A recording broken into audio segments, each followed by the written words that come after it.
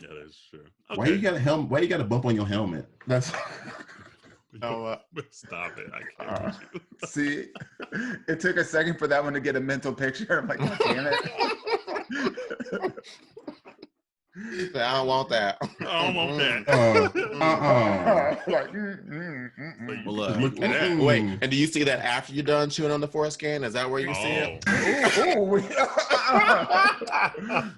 There we go. That reminds me of that Michael Jackson meme where he's looking up like this, and the caption says, "When you can see some tissue paper up there."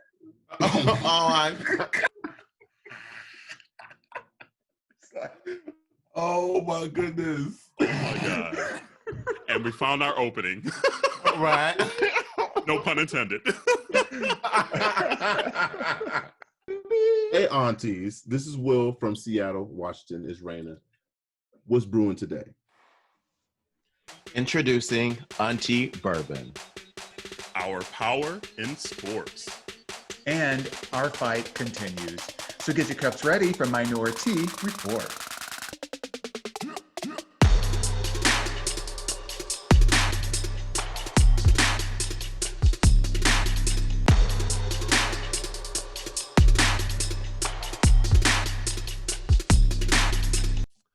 Well, hello, ladies.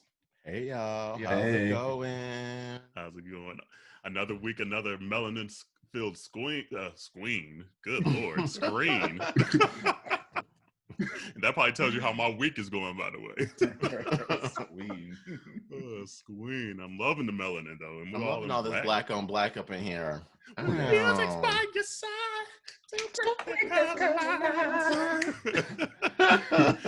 generation full of color. Yes. Oh, yes. You're going to have to watch this one on YouTube. Right. I used to know the whole opening dance to that. Like, hey. I used to know. That was my jam. Yes, Janet always finds a way to come in an episode as well, too. Janet and Beyonce. They always find a way to sneak on in these episodes. I'm happy for Janet. After she done got blackballed and, just like tussed asunder because all for like having her tit exposed with the little barely her tit. Well, not little. Tit. It was like, half of it was her nipple ring. That sunbound nipple ring. That's true. Yep. And we act like we didn't see Janet's hits for like decades before. We just didn't see the nipple. True. Like we saw her titties ever since the Rolling Stone cover in like '92. True. And she still ain't got no damn apology. No, she's not gonna get one. So haven't. But if we had to sacrifice, where'd that come from? If we have to sacrifice, Justin Timberlake's career, for this, I'm glad with that sacrifice. Yeah, I'm cool with that. It is what it is. Because that last album was trash, Man in the Woods. But Montana was my vibe on that album. Horrible. Okay, there's a difference between a good album and a good song. Oh, that's true. The album as a whole, I didn't mind the album. I didn't mind the album. Sorry, Issa. I just couldn't peer through my hate. I just couldn't do it. There you go. That's right. No. I mean, the 2020 Experience came after that, and that album banged. That's a dope ass album. Strawberry bubblegum. You did. Hey, yeah. Strawberry bubblegum's that shit, man. That is true. But damn, Justin, can we just get an apology now? Like, no. I mean, but would it matter at this point? It wouldn't matter. No, would it matter? Just to do it. Do the right thing. And he can't even make it a movie without flirting with a co-star on location. Right. So. New Orleans doesn't. Priorities all messed up. Okay, New Orleans is everything you done to me. New Orleans already done to you. True. Oh man, but Find you, Nancy. Right. Community, if you hear a fourth voice, by the way, and you haven't been watching on YouTube yet, by the way, subscribe, hit the bell button, and all the like button, and all that stuff. We have a fourth member again this week in the group. We went from Destiny's DC3 back to DC4 again. Yeah. we now have a Farrah. Ooh.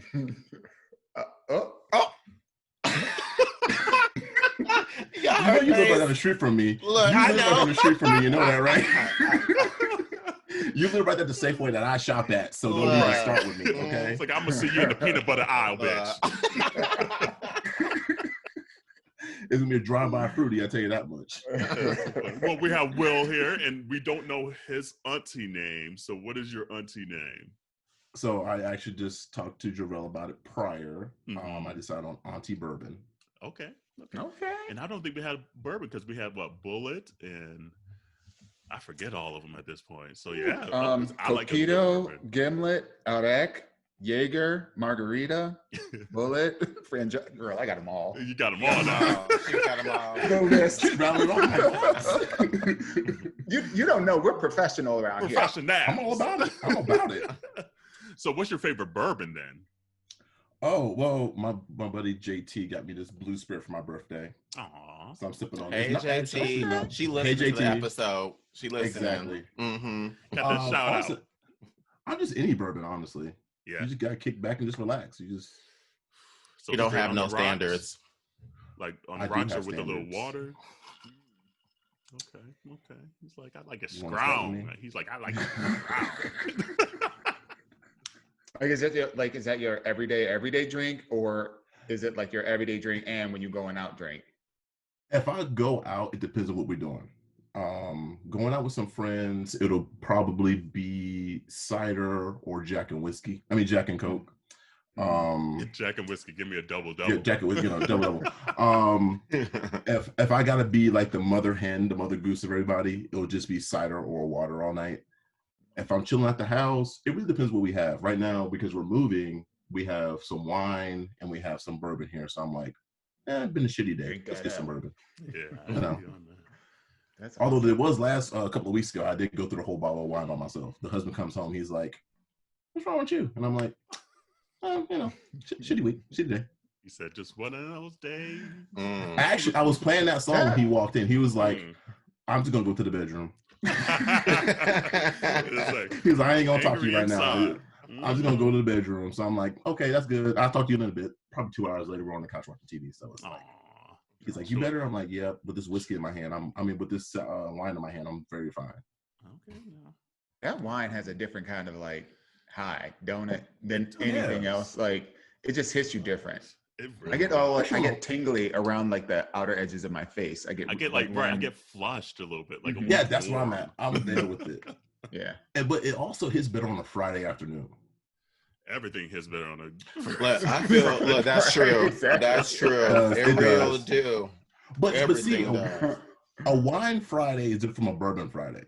A wine Friday is like, you know what? I'm going to be professionally drunk today. A bourbon Friday. Olivia Pope drunk. Yeah, a bourbon Friday is when you be like, man, fuck this world, fuck the day, fuck this week, fuck this month. I'm done with it. It's a bourbon Friday is a Martin, right? Exactly. A bourbon Friday is for 2020. Yeah, I have to be careful. I have to be careful with wine because I get very housewife. I get very, "Oh, so how you doing?" I get chitty chatty and like, "Oh my God, what you need?" It's different than when I'm drinking like, vodka or tequila or something. Like, I just get very like, "Oh, how you doing?" I'm just like, the hands are going, and she's just extra gay come out. For real, the switch comes on. Swish. So, okay, out of wines then, what are you guys' favorite wines? This wasn't even on the docket, but let's talk about some wine here. So, are you a red wine or are you a white wine? I'm a yes wine. Yes, I'm with you on that. I'm a yes wine. I know that's right. I'm a yes wine. That's right. I prefer a nice rosé. And actually, ever since Dewan, when you and Adam and Joan came over that one time, I've literally been buying that rose is like AX, something like that. That's literally the only rose wine that I drink now. Like ever since y'all came over. And that was really good.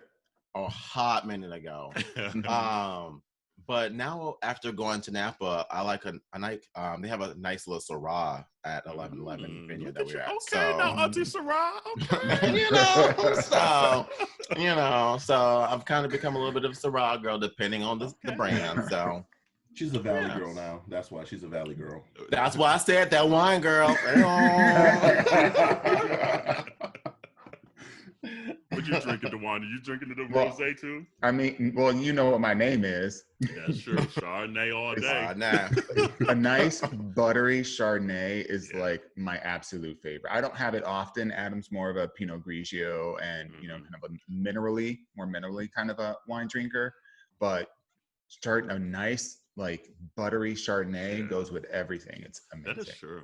Every time I hear Chardonnay, I cannot help but think of Brandy from the game. I don't know why, but I just think about the one character Brandy played where she was actually ratchet and she was really good. That character was so good. What's her name? Chardonnay? Her name was Chardonnay. The character name on the game was Chardonnay. Wow. I did not know that. And they made so many kind of puns. I've only seen like a couple of episodes of the game, but what about you? I never used to drink wine. It's probably been in the last maybe say 5-7 years, and I'm like, okay, let me give it a try.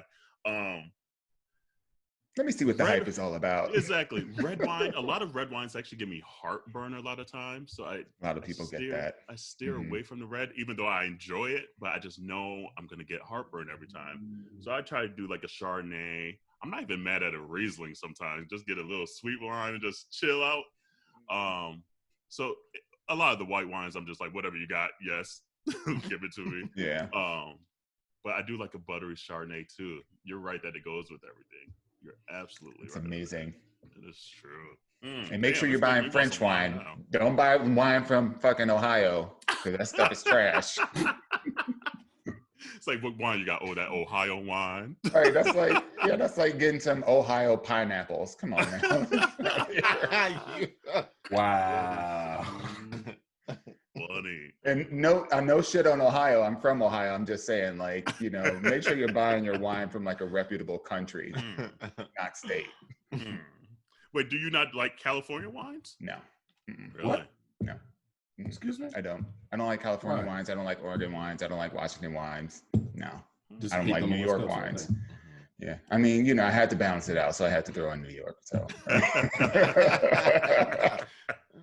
Interesting. No, I don't. I honestly, I prefer French wine. I prefer French wine all day, every day. I'll switch to Italian every once in a while, but I prefer French wine. You'll just get, even at the lower price points, you'll just get a better bottle.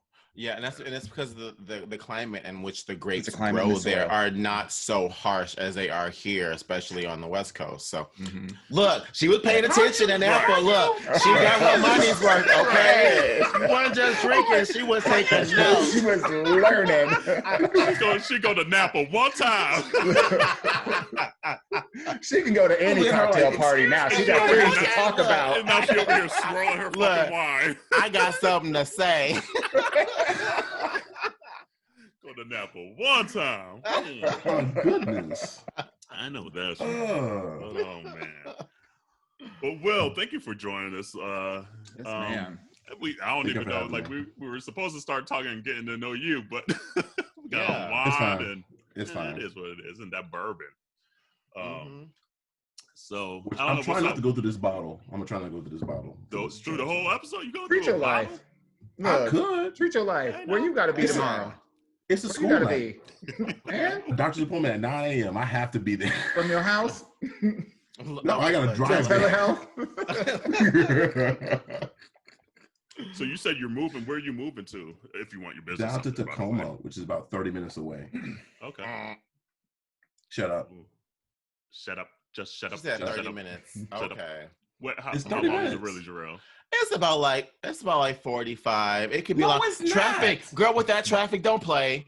Oh God. Don't I'm even. sorry. I don't deal with traffic. It's like 25 from Seattle to the airport.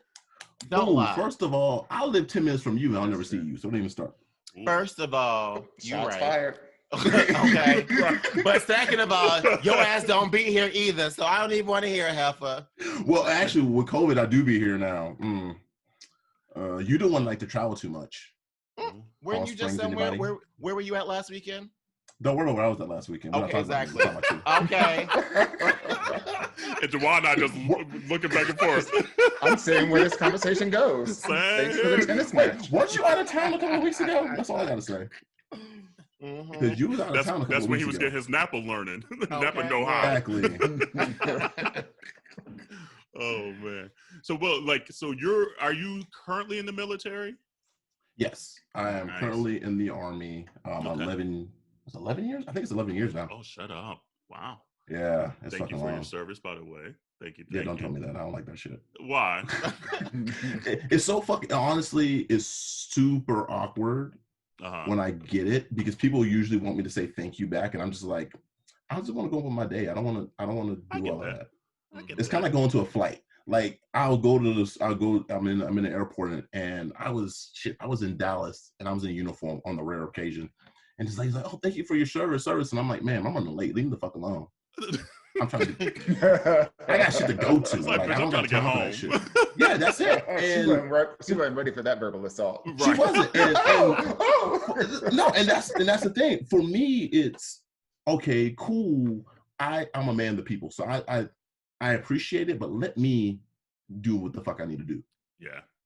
And that's where I'm at with it. And that's how I feel. I don't speak for everybody, just for myself. Hashtag black man traveling. That's it. That's fucking it. Like, I'm trying to get to where I'm getting to because I'm trying to get out this fucking monkey suit that got me hot and shit all, and like, so.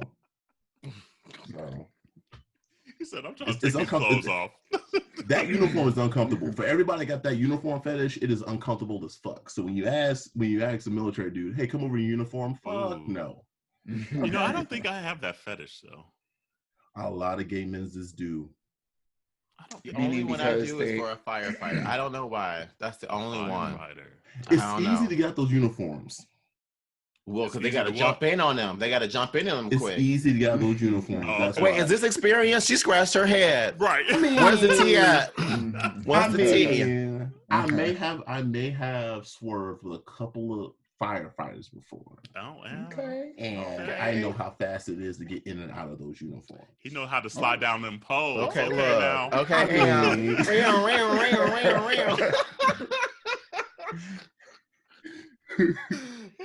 But no, like those uniforms, like military and police, I can speak from experience. Those uniforms are very hard to get in and out of, and when they get them back on, is even harder because for me, it's all about having to look good. So it's like, okay, I gotta make sure everything falls right. But once I got the uniform, it's like, bro, I'm done. Like, don't no, I'm not putting them back on. How many? Like, I've always thought this. Like, how many of those? Because it's like the same uniform for the most part. Obviously, there's some variations for some branches. How many do you have? Do you have like 10? Do you have 2? Do you have? Okay, so the Army, I like to say, is like the University of Oregon. We like to change our uniforms probably every 2 years. Okay. When I came in, we had the ACUs, which look like concrete, basically, because we were in the Middle East, but there's no concrete in the Middle East. There's only sand. I don't know how they did that, but they did that shit. And I had my 1, 2, 3, 4. I had about 7 uniforms. Now, with us being stateside, now we have the Woodland, our OCPs, which is what we call them. I have about 3 or 4 of those. Got it. We change them as they get ripped. They're made of cheap material. We're in the military, you ain't getting top-notch shit. But you ain't getting them Tom Forwards. No, hell no. Hey. Like when I tell people this, I'm like, I'll spend 100. My husband tell you, I spend like $120, $160 on my boots. Yeah. You gotta take care of your foots. You gotta take care of your foots. Absolutely. And I'll drop bank on my boots and bank on my socks and my undershirt. But my uniform, I'm like, fuck it, I don't care. But I'll drop bank on everything else because I'm a luxurious ass bitch. So I'm like, I'm glad this Jarrell tell you, because I'm about to pull this up for reference next time I say that at game night. I'm a luxurious ass bitch. I'm a luxurious ass bitch. Like that sounds like a Housewives tagline. But my husband will tell you, he was like, my husband is very bougie. He likes luxurious ass shit, and that's because I do. Love it. I enjoy it. If it don't feel right on my skin, I'm not going to deal with it. So, We had a game night the night that Chadwick Boseman passed away. Oh, and we were thank playing. you for that, by the way. Of course, boo. Like we both needed that. Yes, we and we were playing a game, and she was like, "Oh yeah, I just spent blah blah blah on an action figure." The statue. Oh, the statue. Girl. Wait, when she told me the price. What? Yes. Like what kind of like a Chadwick Boseman statue? So when they released, okay. I'm a comic book nerd. Okay. If you can tell behind me, that one that's a Black Lightning. I got that for my birthday. And I did notice the Black Panther painting on the wall the other night when we were doing the check-in. So that one, this is a Dragon Zord. That cost me like 150, 180. What is that? What the hell is a a white Dragon Power Zord? Ranger. The Dragon Zord was from the original Mighty Morphin Power Rangers. Oh, okay. I do recall that. And this is the White Ranger that I got recently. My brother was all into that. Yeah, so I'm into that stuff. So Chadwick died, and I was trying to get a statue that looks just like him, and it was going for about three and some change, $360. Chadwick died, and we're getting ready to go to Jarrell's, and my husband tells me, he's like, "Oh shit, Chadwick Boseman died," and I'm like, "Fuck." Yeah. You know what? Let me get this statue. So I'm like, okay, I gotta drop $400 now, and I'm like, fuck, I don't want to drop this 400 stacks. My husband's like, just do it. He's like, don't look at it, just do it. And he was like, he always says, right? Yeah. So tomorrow, he's like, tomorrow is gonna be more expensive, and I'm like, all right, fine, I'll do it.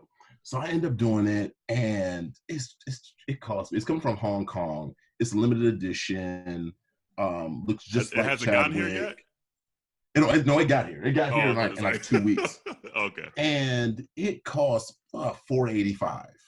Damn. Okay. Yeah. That shit. To be a collector of comic book items, figurines, and shit, you got to be invested in that motherfucker. That is true. And now I'm starting to get invested in shoes. So I'm like, damn. Hey, that's where I'm at. Damn, I got a lot of shit. Like, my husband looking at me like, really? We gonna do that now? And I'm like, I'm a luxurious ass bitch. Exactly. Life of luxury, honey. Love it. So. Sorry, I cut you off a while ago, Dewan, about a question you were going to ask him. I don't even remember. I was just always like curious about uniforms, because it's just like, okay, they're wearing the same uniform. I'm like, how many options do you have, or like of the same one? Is it like 2? Well, is it 20? No, we have our work uniforms and we have our dress uniforms. Yeah, got it. My dress uniform. The last time I wore my dress uniform. Oh God, I was married. I was getting married, and that was the last time I wore my dress uniform. And that's one. And I have my very first uniform, which is the old school Army green uniforms. Okay. I'm actually getting those framed once we get in our new place. And then they just came out with the old school like Captain America uniforms. I don't know if you guys saw. Oh yeah. Like, one of those with the dick out the side. Is that the one? No. I mean, look now. Is it Chris Evans Captain America? I was like, what you were talking about. I just was riding with Evans with that. By the way, Dewan, thank you for that. By the way, Dewan, because I didn't know until Dewan posted on Facebook, and I was like, oh, look at this. And I was driving. That's the worst part about it. I was driving when he dropped, and Dewan dropped it, and I was like, hey, babe, by the way. Chris Evans' dick is on the internet. He's like, show me. That was the answer. He said, show me. And I was like, oh, I got you right here. Boo boo. And I showed him. He's like, that's America's penis. And I'm like, that's America's penis. It sure was America's penis that week. It was America's penis that week. But no, I mean, we have the Army Pinks. Those are called the Army Pinks. Okay. So those uniforms are amazing. There we go. I thought I froze for a second there. That's what I thought. It was a that's what I thought. I was like, what the fuck? Yeah. So those uniforms are amazing. I think they're giving out a lot. We're supposed to be transitioning back to those because we're not in war. Yeah. So. Nice. Okay, We're not like we're not. We're not the Marines. The Marines have more uniforms than we do. So the Marines have more uniforms. Okay. Yeah, and they're also the bigger bottoms too. So I said it. I said what I said. Is that like that's a good question, thing? actually. Is that like a thing? Like yes, yes. Like so, if you're in the Army, that makes you what? Oh gosh, we're gonna do this. Okay. So you brought it up. You brought it up. You opened the door. You said come in, so I walked on in. The Marines. Okay. Fuck it. So fuck it. You know, let's go there. And Marines, you can at me if you want to. I don't care. Ooh, at me too. You know what? She's married now. Come on. All right. So the Marines are like the biggest bottoms. All right, they love they bottom. That's all they do. I'm not bottom shaming at all. But they're bottom. Very sex positive, but exposed. Okay. Please expose. Army is more verse. Army is, you know what? We can adjust to what we need to adjust. We stay flexible. That's what I'm saying. We stay flexible. Okay. All right. You got the Air Force, which is a roll of the dice, but they're usually verse tops. Mm-hmm. And then you have the Navy. And they're like dom tops. The Navy is actually verse bottoms. Got it. Verse bottoms. That's been my experience over the years. Okay. And what's your number is? First of all, why we asking that question? I just want to know the credibility to your experience. You know, I just want to speak volumes to it. I was helping the community out. Yes, I have lived coast to coast. All right. She said, "There we go." There we go. That's all I'm saying. They call me Michelle Branch. Okay. Now, got all the branches. Well, okay. So have you been in Space Force yet? So that's new. I haven't gotten one of those yet. I have not gotten one of those yet. Y'all heard that? Yeah. They're too new. But they're the best when they're new, though, right? No. So being gay in the military, though, like, have you seen? So you said you've been in the military 11 years. Have you seen a shift over time? And is it more because like just society's become more, I guess, acceptable, or is it because you've become more acceptable of yourself, kind of thing? To be honest, I joined the military in 2009. Mm-hmm. It was 2009. So it was Obama's second year. I wasn't out. I don't want to say I wasn't out. I'm not, okay, let me preface this. I was never in the closet. I was just choosing who I let in. Yeah. All right. And dealing with the military, because the pipeline to the military is from the South. Yeah. So from Virginia down to Texas, that's military. Yeah. And every time I go to the airport here in Atlanta, I see Army all the time. Exactly. So you have to acknowledge that who you are. I'm not a very public person. If I let you in, it's because I fucks with you on the regular. And if I don't, you get exactly what I give you. You know about me what I want you to know about me. Mm-hmm. And when I came in 2009, I was like, obviously, Don't Ask, Don't Tell was a fucking huge thing. Yeah. Mm-hmm. But I was like, I ain't fucking with y'all anyway because I don't fucks with y'all. But as I grew up and I grew older and I got met my husband and everything, and it's like when was it? Don't Ask, Don't Tell was repealed. I didn't think it was a big deal. Mm-hmm. Because I was at the time a person where I don't want to see a picture of your boyfriend, girlfriend, husband, wife. I don't want to see that shit. We're here to do a mission and that's it. Fuck everything else. And my husband basically was the one that told me, hey, this is a big deal. Yeah. So I started paying attention a little more to it. And I had some soldiers come up to me and they were like, hey, Sarge, what's this? And it was an actual interview I did for Out Military. And I looked at it and I was a little bit embarrassed with the first, what is that? Busted by the papers. No, but how then that guy must have been reading it, so. And that's what I said. But I came out of like this and I was like, does it impact how I lead? That was it. And they were like, no. I'm like, so why the fuck you coming to me about this bullshit? Ooh, I know that's right. And that was it. And that was the end of the conversation right there. And they're like, point taken. When I got married, 2 of my 3 groomsmen were military, and they're in their uniform. It's great to be.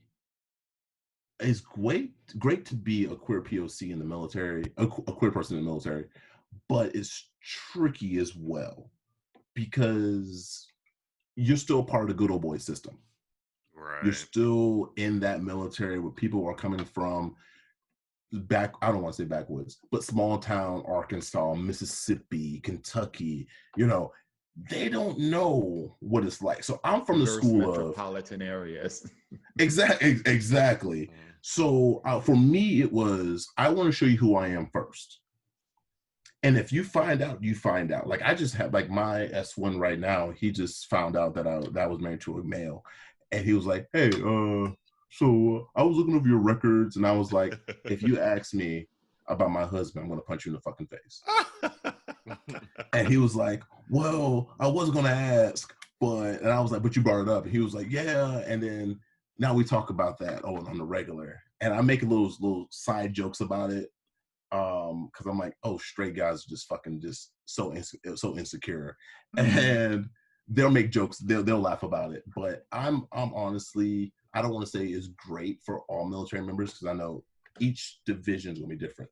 Mm-hmm. The 82nd, which is in North Carolina, is different from the 10th Mountain, which is in Colorado. But the military is very accepting, if that makes sense, of different backgrounds because we got to be. I think I've turned into a huge fucking feminist since I joined the military.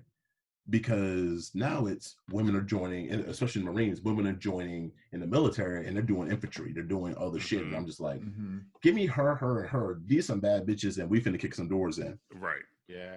As opposed to, and I'm like, come on, Team Destiny's Child. And I'm like, give me all these females. These dudes. I can't stand you, Terrell. But and that's the thing where if the military empowers these females to do their thing, bruh, it's the sky's the limit. Absolutely. But you got some dudes who don't want that to happen. All because of the toxic masculinity and ego trip part of it. Exactly. And I see it, I call that shit all the time, and they're like, well, Sarge, it's not about that. And I'm like, but it is, fam. Like, you don't want her to do this because A, she'll show you up. No, let's be 100%. Let's be 100. She gonna show you up. Second, your ego gonna be fucking hurt. Yeah. It's the same thing with the police department. A lot of officers don't want females to be doing their job, and I'm like, because she do it better than you. Like my partner was a female, and I was like, oh, she got it. She could do her thing, and she'll tell me point blank, hey, Will, I got this, and I'm like, bitch, I'm just sitting here texting my phone. Like, you got it. I'm not tripping over you. Yeah. No, that's a good energy to bring to a situation like that too, because it leaks. It like the ripple effect we always say. It's just like once they see you comfortable doing things like that, then they're like, you know what? Why am I tripping about my ego? Like, it doesn't diminish what I bring or anything like that. And it kind of ripples on and hopefully takes effect in more portions of either the military or the police force. It is and it isn't, because me being a black male, now I'm finding a whole different story. For example, in my unit, I'm the highest ranking black male. Okay. And I'm only in E6. So in the military world, I got an E7, E8, E9, all above me, including the officers. No, not including the officers. And it's like when I say something to some people, they don't want to listen to me. So, and even when I'm in a briefing, I'm just sitting here like, I'm on my phone because I'm like, oh, fuck, y'all not gonna listen. But you're gonna hear what I said after shit goes sideways. So I just sit back and wait for the shit to go sideways and be like, I wish somebody had told you that. Oh yeah, I did. But never mind, keep it moving. And that's what we're dealing with the military. We're dealing with Black people and Latinos, especially in Fort Hood, not getting the respect that we get to our white counterparts. And that's the thing we're dealing with. Have you seen it? Has it gotten better or worse with certain administrations at all? Or it's just always that underlying current nonetheless? Honestly, it's underlying current. Yeah. I can't tell the difference between the Obama administration and this dude. Yeah, this 45, Mr. Trump, Mr. Donnie Dum. I call him Donnie Dum Dum. You know, I can't. I don't see a difference because it's mostly about the people. Yeah. If I come in and do my job, fuck you. You know, I do what I do and I go home. I'm that guy where I come in, I do my job, I get, as long as you pay me, I don't give a fuck. Yeah. That's where I'm at. Yeah, You want to thank me? Fucking pay me. That's it. Like what you owe me. Right. Exactly. That makes sense. Yeah. So That's interesting. I like that inside scoop, honestly. Like, because I'm always curious. Because, I mean, ultimately, you find, like, the same shit that happens in any job, in any situation is going to happen in any military situation, any police situation. People except we don't have an HR. Fuck your HR. All right, I know we got HR listeners, HR people listening. Well, no offense to y'all. But fuck the HR. I love the military because I can call them somebody a stupid motherfucker and not get in trouble for it. That's what I love about it. I say what I want, and and Jarrell will tell you, I say what the fuck I want, and if I have no repercussions, I'm gonna say it. I'm gonna say it worse. Because I'm like, who the fuck you going to? You ain't going to nobody. So fuck this shit. She do. And not everybody can handle it too. And I'll be like, I just don't know. If you've been around black folks, you've been in the community, like you used to it, you know. But other people, man, I'll be sitting there like, and other people be like, what's wrong with him? I'm like, what's wrong with you? Right, okay. It's like, get out your damn feelings. Exactly. And that's how we treat it. We're like, it's business. We're taking it via business. It's a business thing. If you personalize it, what I say to you, okay, that's your problem, not mine. Yeah. That's how I feel about it. So would you, and sorry, I'm hogging all the questions. This is like intriguing to me. Look, I can't ask questions because I know her. So I'm glad you asked the questions. I'm like, what you know now, 11 years later, would you get back into the military again? I won't be in the Army. Okay. I'll be in the Air Force. She said, been there, done that. You better stop lying. You going to the Navy. No, actually, watch this. I can't swim, so I'm not going in there. That's too much fucking water for me. But I will go into the Air Force. One thing, okay. So the Air Force have the best posts in the nation, actually in the worldwide. Okay. When you look at a city, for example, I thought you meant on social media for a second. She's like, what they post? They post I need to be following the Air Force. No. She says, y'all see that cloud today? No, the fucking Air They be Force. posting aliens. Okay, look. No. Meanwhile, the Army just posting dirt. No, like no bullshit. Like the Army, we be in the shittiest places. Like you be like, oh, we're in the middle of Kansas. Who the fuck want to go to the middle of fucking Kansas? That part. But the Air Force be like, hey, we're in LA, we're in San Francisco, we're in San Antonio. You be like, damn, I want this shit. And especially then, probably as a gay human being too. It's just like, exactly. Yeah. So then you go to their post, like with their installation, you be like, this shit is cold. Like y'all got some good ass food. The menses be looking tasty as shit. You be like, fuck. Why the fuck? What do you think the trade-off is? I mean, there clearly got to be a trade-off. Oh, so literally trade. I mean, I interpret how you may like. You will. When you deal with the Army, you deal with more. Let me phrase it. When you deal with the Air Force, more guys are more fluffy. Which, don't get me wrong. Let me backtrack that a little bit. Big boys need love too. I love my fluffy boys. Oh, don't get me wrong. Okay, I thought you meant attitude. I was like, fluffy.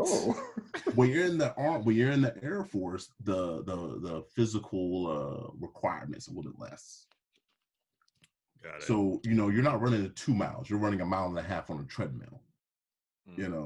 You're not out in the field. You're in a fucking hotel. You're whatever have you. But don't get me wrong. I will fucking enjoy that. Like, we're all sitting here like, if you ask anybody in the military, we'll tell you, I should join the fucking Air Force. will tell you that point blank, period. Because their food is better, their posts are better. Like, every time I look at it, I'm like, hey, y'all got any more of those contracts out? Like, I'm trying to jump over. Like, I'm trying to get over that way. So short is that's where my way. And they'll be like, oh, your Army? Nah, you're not getting it. You're not coming in. And we'll be like, oh, okay. But with me being Intel, they'd be like, oh, well, sure, you can come in. And I'm just like, I gotta wait till my contract up. And they're like, we're not gonna wait for you. No, we're gonna move on. And I'm just like, but I'm pretty. Like, I'm pretty. But they don't care about that. They're like, you're not ready now. So but now the longer I sit here, I'm like, oh, that means like a lot of men's is in the showers and too. I was like, hold on, maybe don't I do that. Got a little. Don't do that. Don't do that. It's like I never had a fetish thought about it, but now I'm like, hold on. This is what I tell people. I don't know where the fuck they find these firefighters. Well, firefighters, I know. I don't know where they find these police officers, these military dudes who are fine as shit. Because we be looking. We be like, where the fuck is they at? Where is they at? Because they in Kansas, girl. Ain't nothing else to do. Oh, hell, shit. I mean, hey, Iowa in the Midwest, y'all got some hot men's. Look, the Midwest does well. Look. Okay. Oh, she knew about Minneapolis. She know. Minneapolis. When I saw this meme and it said the West, because it was talking about the California, San Francisco, and they were like, San Francisco don't have it bad. If you think you're bad, think about the Midwest guys. And I'm just like, the Midwest got some hot ass menses. Like the Midwest menses. We don't have the term corn fed for nothing. That part. Okay. Girl, I mean, what they saying about people from California? Right. Girl. Avocados. I mean, I'm just saying. Okay. Oh. Scallywag. Got no hair in the back. I will say this: Iowa, y'all a hot spot. If y'all want a good-looking corn-fed man, I'll go to Iowa. That's all I gotta say. Or Nebraska. Exactly. Or Nebraska. Yes. They breathe the men's out there like something else. I've seen at least like 4. Look, they must be doing something. I've seen at least 4 over 7 feet men from Nebraska. All fine, thick, not like tiny and tall, but like I will crush you. Yeah. Yes. That's because they be drinking that milk right out of the cow's teat out there. Suckling it I don't know what they doing. I'm about that life. hormones. Every time I go to Chicago Pride, I'd be like, where you from? Ohio? You know what? Let's have a conversation. We're going to have a talk. We're going to talk. Or they'd be like, I'm from small town Illinois. You know what? She said, we talking bodies. Right. Can we talk? Exactly. A minute. There's a reason why the Navy's basic training is in Illinois. That's all I'm saying. Okay. Oh, that's all I'm saying. Basics. All the basics. Because they sink. Y'all hear that? They sink right to the bottom. Right. Look. Ooh. Well, anyway, so we brought Will on because he has a distinct perspective on a lot of things. So we'll get into that a little later. But we have him the whole episode, so that means he's going to give us his thoughts on today's Ask Your Aunties question, which is a juicy one. So Yes, ma'am. we might as well hop into it. So here we go. What time is it? Ask your auntie. Oh man, I don't have it up. Okay, I got it. You got it. All right. Hi, gang. I could really use some advice, and we'll keep it brief. It's not brief. 2 months ago, 2 months ago, so it's how long we're going back. 2 months ago, I started dating a guy who's very much my type, intelligent, good-looking, and kind. 3 weeks in, we found out he has herpes, HSV2. We put sex on hold while I waited to get tested. I came out negative. I told him as long as we used protection and he got antivirals, I was fine to stay together. But after seeing him again last weekend and having sex, I had a bit of a freak out, paranoia about sex, contracting it. I'm a known hypochondriac and have been told by my doctor I need to told by my doctor, see, this is long. I've been told by my doctor that I'm coming in too often. So I really like him, but I don't see how this can work. No matter what steps we take, there's always going to be some risk. Even condoms will only reduce the odds by 30%, and it can spread with 0 symptoms. And this early in the relationship, I don't know if it's a risk that I'm willing to take, even on somebody I really like. I realize this is my decision, but I would truly like and appreciate any thoughts. All right, Will, you can go first since you're the guest girl. Golly. In my experience. Right, No, okay. hell no. With Fire from Station 47. Oh, no. You know, like, Conquest 4,209. In my second year in the military. At the coordinates of 82, 26, 13, 45. God. Oh gosh, on the spot. I don't know. See, this is new because well, what would you do? Go. Maybe instead of giving advice to the person, what would you do? Right. If it was you. Date somebody for a couple months, couple weeks in, you find out he has herpes, simplex 2. You test it, you're clear. You've continued in the relationship, and now you've had a freak out moment when it came time to doing the nasty. We gonna have a conversation. We gotta have a conversation about how I'm feeling about the situation and about what you're doing to help me out in the situation. But at the same time, I'm looking like I'm coming from a logical standpoint. It's one of those things where people have to acknowledge their shortcomings and their biases about STDs. Mm-hmm. And if you have that conversation, if this is still the same person that you fell in love with or whatever have you, you got it. You owe it to yourself to see where this goes. That's where I'm at with it. I don't understand. I don't want to say I don't understand. People are so quick to say, if you're not perfect, then I don't want you. Mm-hmm. I'm a person where if you're the same person, because me and my husband together for almost 10 years, and it's like, motherfucker, I don't like you every day. But if you the same person that I fell in love with, I can deal with some shit. You know, and that's where I'm at with it. Are you saying that your health is negotiable?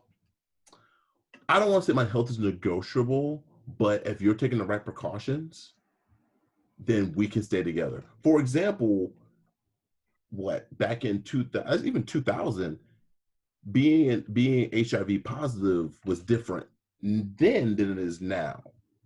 Mm-hmm. You know, it's not the same death sentence as it was back then, where now it's, okay, you're HIV positive, now we can make something work. Mm-hmm. But if you're still taking your meds and you're still doing everything correctly, then we can have the conversation as needed. That's where I'm at with it. Okay. What about you, Ralph? I think I'm leaning that way. Honestly, it's just like herpes is kind of almost a different thing, though, even compared to almost HIV at this point, because sure. HIV, the meds have gotten so good that it's way more controllable, honestly, almost than herpes in a way. But I think if I was in that situation, I don't think I would hope to think it wouldn't let me just like I'm done with the relationship, because it's just like, okay, I like you. You know, it's just like, you know, just this one thing. Okay, let's be educated on how we could have a relationship successfully without you having flare-ups and then potentially passing to me and things like that. Like, I would probably have to better educate myself on it, A. B, I would tell the doctor off and get a new doctor for telling me I'm coming in too much. What the hell is that? True. It's like, bitch, I'm paying your ass. Shut up. But I think I would almost have to bring in my boyfriend or that partner as well to a doctor and just be like, okay, what are our options? What are not our options and things like that. That way we can have a game plan, like, and see where it goes. I wouldn't want to run that quickly if it's literally someone that I'm really vibing with, someone that I'm really caring for and things like that. Yeah, I don't know. If you truly like it says you truly like him. And that's hard nowadays. Like, you know, relationships are hard, and it's hard to find people that you vibe with and want to be with and spend your time with and suck on their pee and everything. Like, so I would educate yourself. Don't be scared. Get educated. Mm-hmm. Exactly. Do you mind if I go? Do you want to go, Love? Go ahead. So there's two things that I want to say. One, this is why I think, you know, like therapy or, you know, is good, because these are the type of things that you should be talking to someone about, because this is something that's very common, you know, with people. And it's not necessarily sometimes that you want to be, I don't know, discriminative towards someone, you know, but you also have not gotten to a place where you can be more accepting. And so it's healthy to talk these things out with someone that helps challenge your own issues and get to the root of, well, why actually does it bother you? Like, because there are ways to be, you know, safe about it and actually not worry about it and not get it. But if you can't see past that and you're still hung up on the fact that you could get it, I think there's something deeper in yourself that you need to think about, you know. The second thing too is like, and this is from the World Health Organization, like both, you know, herpes 1 and 2 infections are lifelong, and it's like estimated of like 3.7 billion people under the age of 50. So that's like 67% have herpes 1. That's over half of the people on the earth have herpes 1. Okay. And then for herpes 2, it's estimated of 491 million people between the ages of 15 and 49. So that's 13% of the world. So this is one of those things where, like, if you are so caught up on this, you are going to miss out on so many people. Yeah. Because this is a very common thing, you know, and there's a lot of people out there who have it, who don't know they have it, because you can have it and be asymptomatic and never show any symptoms ever. You know, so kind of going what Carell was saying and Will was saying too, like doing your research should help alleviate some of those concerns, because once you realize how normal it is, you should be understanding that, okay, this is something that is not different. It shouldn't be too much of a surprise, you know. So talk to someone about it, talk to your partner about it, and then also talk to your doctor. Find a new doctor, like Carell said. You know, those would be my three things. But it's not the end of the world. And I would really say, look in yourself first before you are concerned with someone else's health. Because this opportunity with that doctor. Why didn't that doctor educate him? You know, like, that's weird to me. A lot of doctors don't. I mean, I get the sense that based on the way that this was written, that there were like instances of you know, like there were separations from like this moment to this moment to this moment. So it's quite possible that at the point to which he went to the doctor could have said, you know, so how are you feeling about this? And maybe at that point, because they hadn't had sex, as he was like, you know, I'm good. But then got in the moment and was like, I'm not good. That's true. Yeah. Absolutely. And that's why I would say see a therapist, because a therapist will help you figure out why you're not good. Yeah, and that's what I was going to say, because I have a lot of sympathy for this anonymous in this situation. You know, I haven't been, to my knowledge, aware of, you know, any personal situation just like this. I know that, you know, at one point, you know, I dated somebody who in the midst of us, we were friends first and then kind of started dating. And in the midst of that, I think within a couple of weeks, found out that they were HIV positive. And, you know, I remember, you know, like him telling me at the time, and he's like, you know, we have to break up and blah, blah, blah. And it was like, I'm just letting you know that we don't have to break up because of this. And I think in the back of my mind, you know, that, you know, taking the precautions where there was a less likely chance that I would be fixated on it. It's not about the actual like sex act or whatever, what you can do and can't do, and you can be educated, but I think it's a matter of being fixated. Yeah. And I just knew in that moment that I wouldn't be fixated on that with him.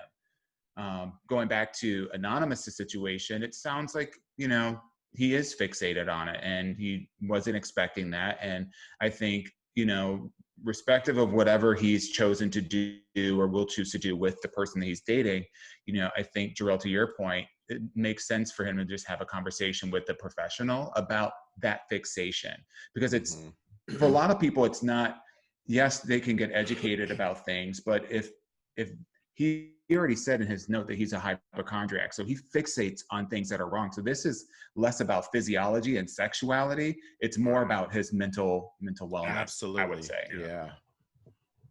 Boom. Yeah, I'm just. I think that's pretty And spot on that note, right? I was just trying to think. Like, I will say this to Anonymous. If this person checks all the boxes that you want, this is, I don't want to say this is a small thing, this is a pretty big thing, but you gotta give this dude a chance. Because if he's doing everything to keep you healthy, that shows he's caring to do so. Exactly. Because he could be a dick and be like, I'm not gonna say nothing, and then you get whatever you get. But if this dude was, first of all, upfront about his situation. Second of all, you really are head over heels with this dude. Fucking give it a chance. Because I'll tell you right now, love don't come around often. Sure does. It don't. And you gotta be willing to be like, that bitch knock. You be like, hey, what's good? Hey, girl. Exactly. And that's the one thing that people need to understand, especially in the gay community. Because we're like, oh, there's not so many good men around, but it's, you have to be willing to take the good with the bad, and that's what we're having a riff about, especially in the gay community, because we want that perfect dude that Hollywood gives us, but that motherfucker got baggage. That's why it's called a Hollywood fairy tale, by the way, because it's True. a fairy tale. Like, it doesn't exist, so they had to make that shit up. Because I'm still waiting for a Hollywood fairy tale to look like us. That's a whole nother. Oh, watch the movie Blackbird. It's a pretty good movie, by the way. Blackbird. Blackbird is on net. Well, last time I saw it was on Netflix. Or thank you for that question, by the way, whoever sent that. And also, I do want to say, I commend you for actually wanting to be aware of your health as well. Like, I get that part of it. Like, commend you for wanting to be aware of your health and things like that. But I feel like if there's a hindrance, there's just more knowledge you need to know and things like that. And like you said, take a chance. But continue to ask your aunties questions in AYA@minorityareport.com, or DM us or text us or call us, whatever you need to get to us. Let us know. We love these questions, and that's why we do it every episode. So anyway, Blackbird. What's Blackbird? Blackbird is a coming of age story about a kid from Mississippi, black kid from Mississippi, and he's gay. And it navigates that whole situation where he ends up with a white guy, which is pretty cool. I watched it, oh gosh, years ago, about probably a year or two ago. I was living in Houston and I watched it and I was like, this is some dope ass shit. Like, because you don't see that many of us in those movies. And I was just like, wait, it's a black guy? Black guy, yeah. Young black kid, he's in high school and he falls in love with a college sophomore, I think it is. Oh, this must be the wrong one. It's on IMDb. I'll send you the link about it later. Yeah, I'm looking up a Blackbird. It got Kate Winslet in it. Oh, hell no. No, hell no. It's Susan Sarandon. Mine has Susan Sarandon. No. Kate Winslet. Monique plays the mom. And, you know, she plays like a dope-ass mom.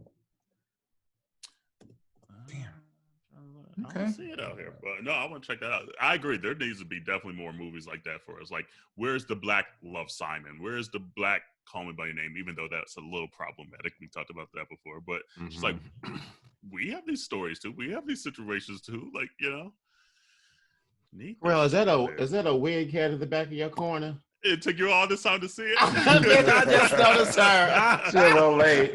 I am hella late. What's her name? We haven't named her yet. I might have the community name her. I might have the community. Yeah, we gotta name her. So, community, to see what we're talking about, you need to watch this specifically on YouTube. So, subscribe, please. Tell everyone to subscribe to our YouTube channel. We need to get them numbers up. But anyway, Corey, my husband's antique. He likes to go antiquing. And so I was like, this is actually kind of a sweet thing. I was like, oh, that's why he's a keeper, because he done went and found me a mannequin head randomly that I could put my wigs on. That's look. That's love For a second, I thought that was from the window of D. Charlene's across the street. Right. Because look, she just missing the church. Will, you've been there? She's just missing the church hat right there. Right. So yeah, we haven't named her yet, but we'll get there. We'll get there. And actually, I've had it for a while, like a couple weeks.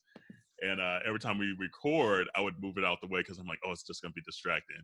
But I did move it today. I'm like, it's just gonna become part of the show, okay, the ambiance. Come on now. Oh Lord Jesus! But have you updated your phone, by the way, to iOS 14? Whoever has it. I have. I like it. I like it too. There's actually some really neat tricks out there that I have not taken the time to learn.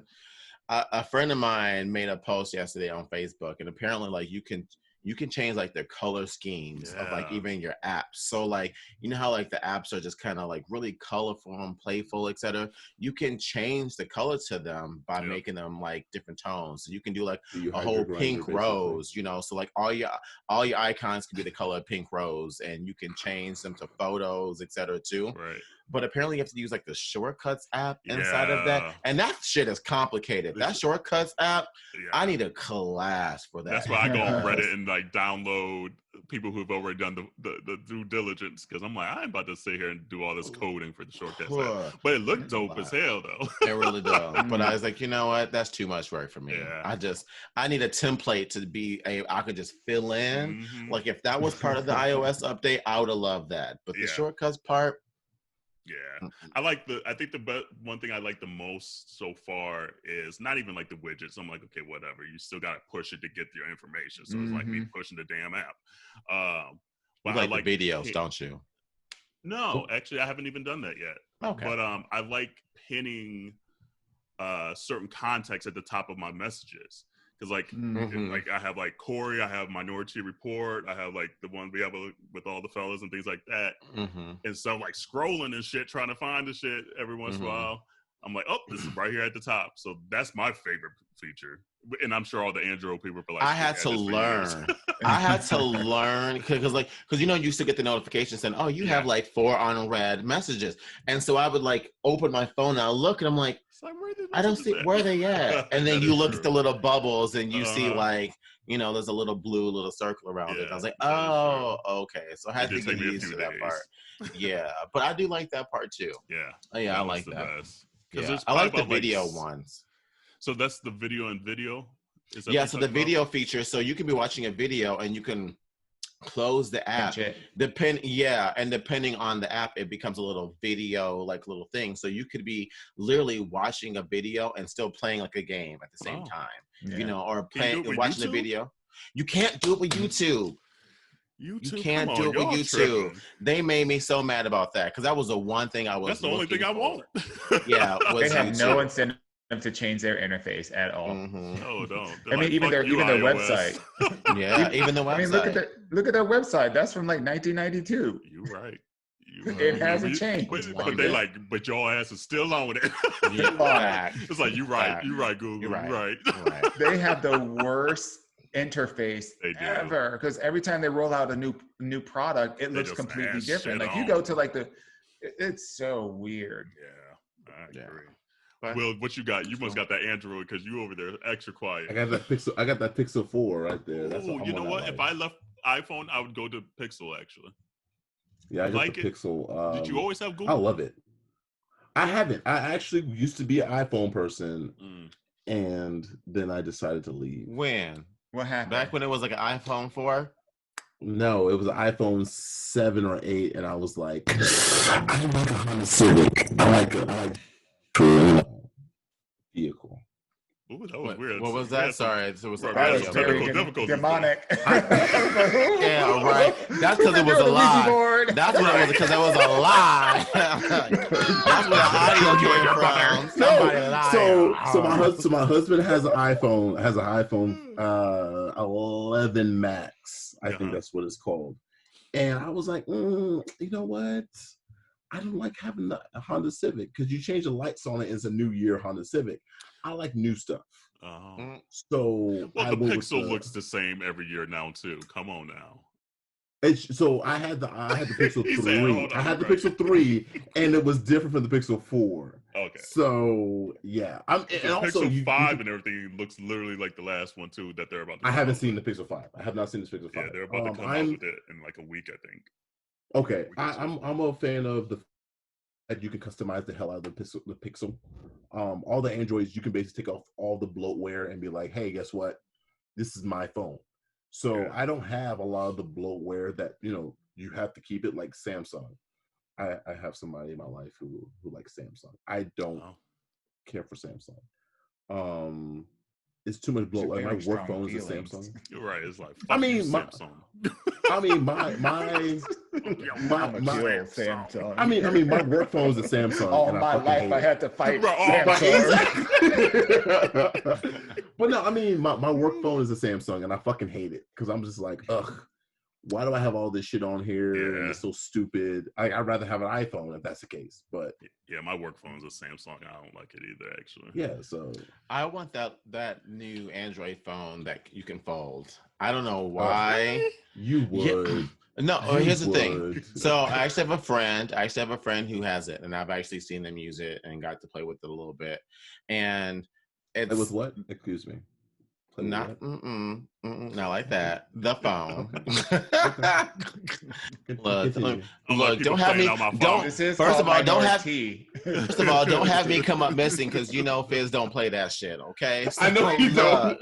Fizz, we love you. We love you, Fizz Nick. Play that. He'd be like, say what? He like somebody black mama around the corner will be like, what you say? Right. People like, what happened to Auntie Hennessy? Well, this nigga got a hold of that thing. She was discontinued, is what happened to her. Shot up in the air with Elon Musk. Okay. Doing airspace. But so I gotten to see it, and some of the features I like about the iOS is like the split screen. I like being able to do that with that fold phone. Like you can literally do everything on the bottom half of it, and then still have a video on the top half of it. Mm-hmm. And then also like you like to be right there in the middle. Right. But also like the fact that like when you close the phone, though, it also makes you not think about it. So for instance, like with the iPhone, once you or any really smartphone right now, even if you like push the close button or like the display button or whatever, as soon as you get a notification, it lights up. So it's like pops back. No, you just like that emphasis of closing the phone to get your point made. Exactly. That's what you exactly. like. But I honestly, I like being able to close the phone and be done with it, and I don't have to worry about a visual screen lighting up, but like, hey, look at me, etc. I just watch that notifications off. So exactly. There you go. There's that. There's that too. When it's up, it's like it only turns on when I turn it on. Yeah. See, I wish I can get to the point yet. I haven't gotten there just because with my family being back home and I'm just me being so involved with the kids' life and stuff like that. Like I'm the emergency contact at the kids' school, and my phone's always on standby. I'm parent number 3. So for me, I can't do that just yet. But just the simple fact of being able to not see that light that draws me to it would be just helpful. Because I watched the Social Dilemma on Netflix, and it was actually really good. And it was crazy because when I started watching it, I was watching it and on my phone, and by the end of it, I was like, you know what? I'm good. Like Saturday night, I didn't watch TV at all Saturday night. I read a whole ass book afterwards. I was like, she can read. Okay, look at you cultured over here. Hey, leave it up to Apple. First of all, the book? It's called Release. All right. Okay. and it's a culinary store, and the story is actually based in Washington. Just so He you said, know. "I need receipts." What's Okay. the name And of the hold book? on, Who no, the here's author the, is? no, because now she's about to get put on blast. Now she's about to get put on blast because she went there. So, and the group in Seattle, there's a queer POC brunch group, right? There is. So, all there like is. it's literally all Black Oh, folks is in that Seattle. the So- book you guys choose for? No, it's not. But did you sign up for the Oh. book club? Did you I sign did up for not. the Queer Black Men Book Club? I Okay, did not. so don't come to me for me about reading, bitch, when you ain't even joined the book club. I did. First of all, when you eat that water dancer, let me know. Okay, just saying. Ooh, Water let me dancer know by because I have Ta-Nehisi that's on Coates. my table back here. So you want to start with me? Guess But what? How about you join the book club and then you will know when we do that book. Oh, fine, I will. Okay.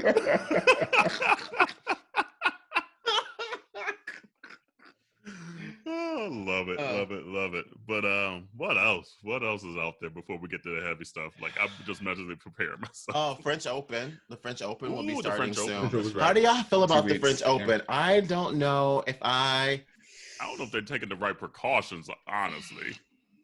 I don't think so don't either. watch. I don't watch tennis. I will say that.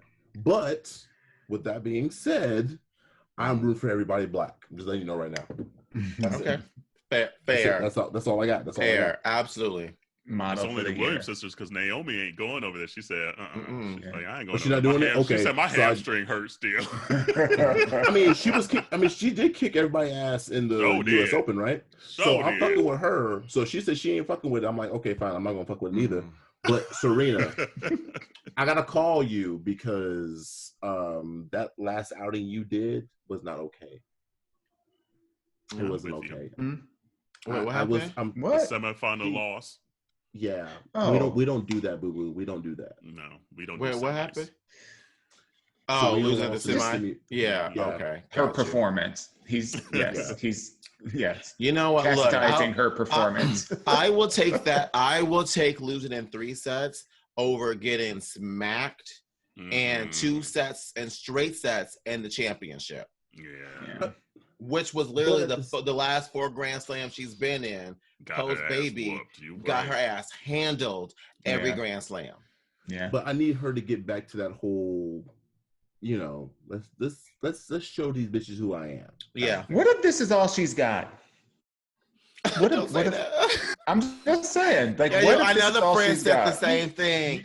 I got You another know friend who's You know, like, she's not gonna she's win. got a baby. She's got a whole life. A whole life. And she got has more 23 money. Grand Slams. But you know what? She got those Yeah. migraine pills now. She got those migraine pills Well, now. maybe So she she probably needed- gonna she needed start to Well, get playing. off. she needed to make some money during COVID. So, she True. did a little DoorDash, with the. I think, Yeah, she's like, yeah, my head hurt too. My head hurt. Oh, you. That's I called being remember- tired of losing. That's I'm what not the knocking hammer the hustle. is. Not at all. I remember Running around them courts, back and forth, With all them doing titties and splits. ass. Oh my Doing goodness! all Oh that, my all goodness! that Yes. goodness. That's why Like, she's the greatest, but, period, because of Yeah. all them titties and ass she trying to double haul the that around the size. court. Come on Right. now. Exactly. running them balls down. Girl. I think I remember Like watching that dude in Get Out.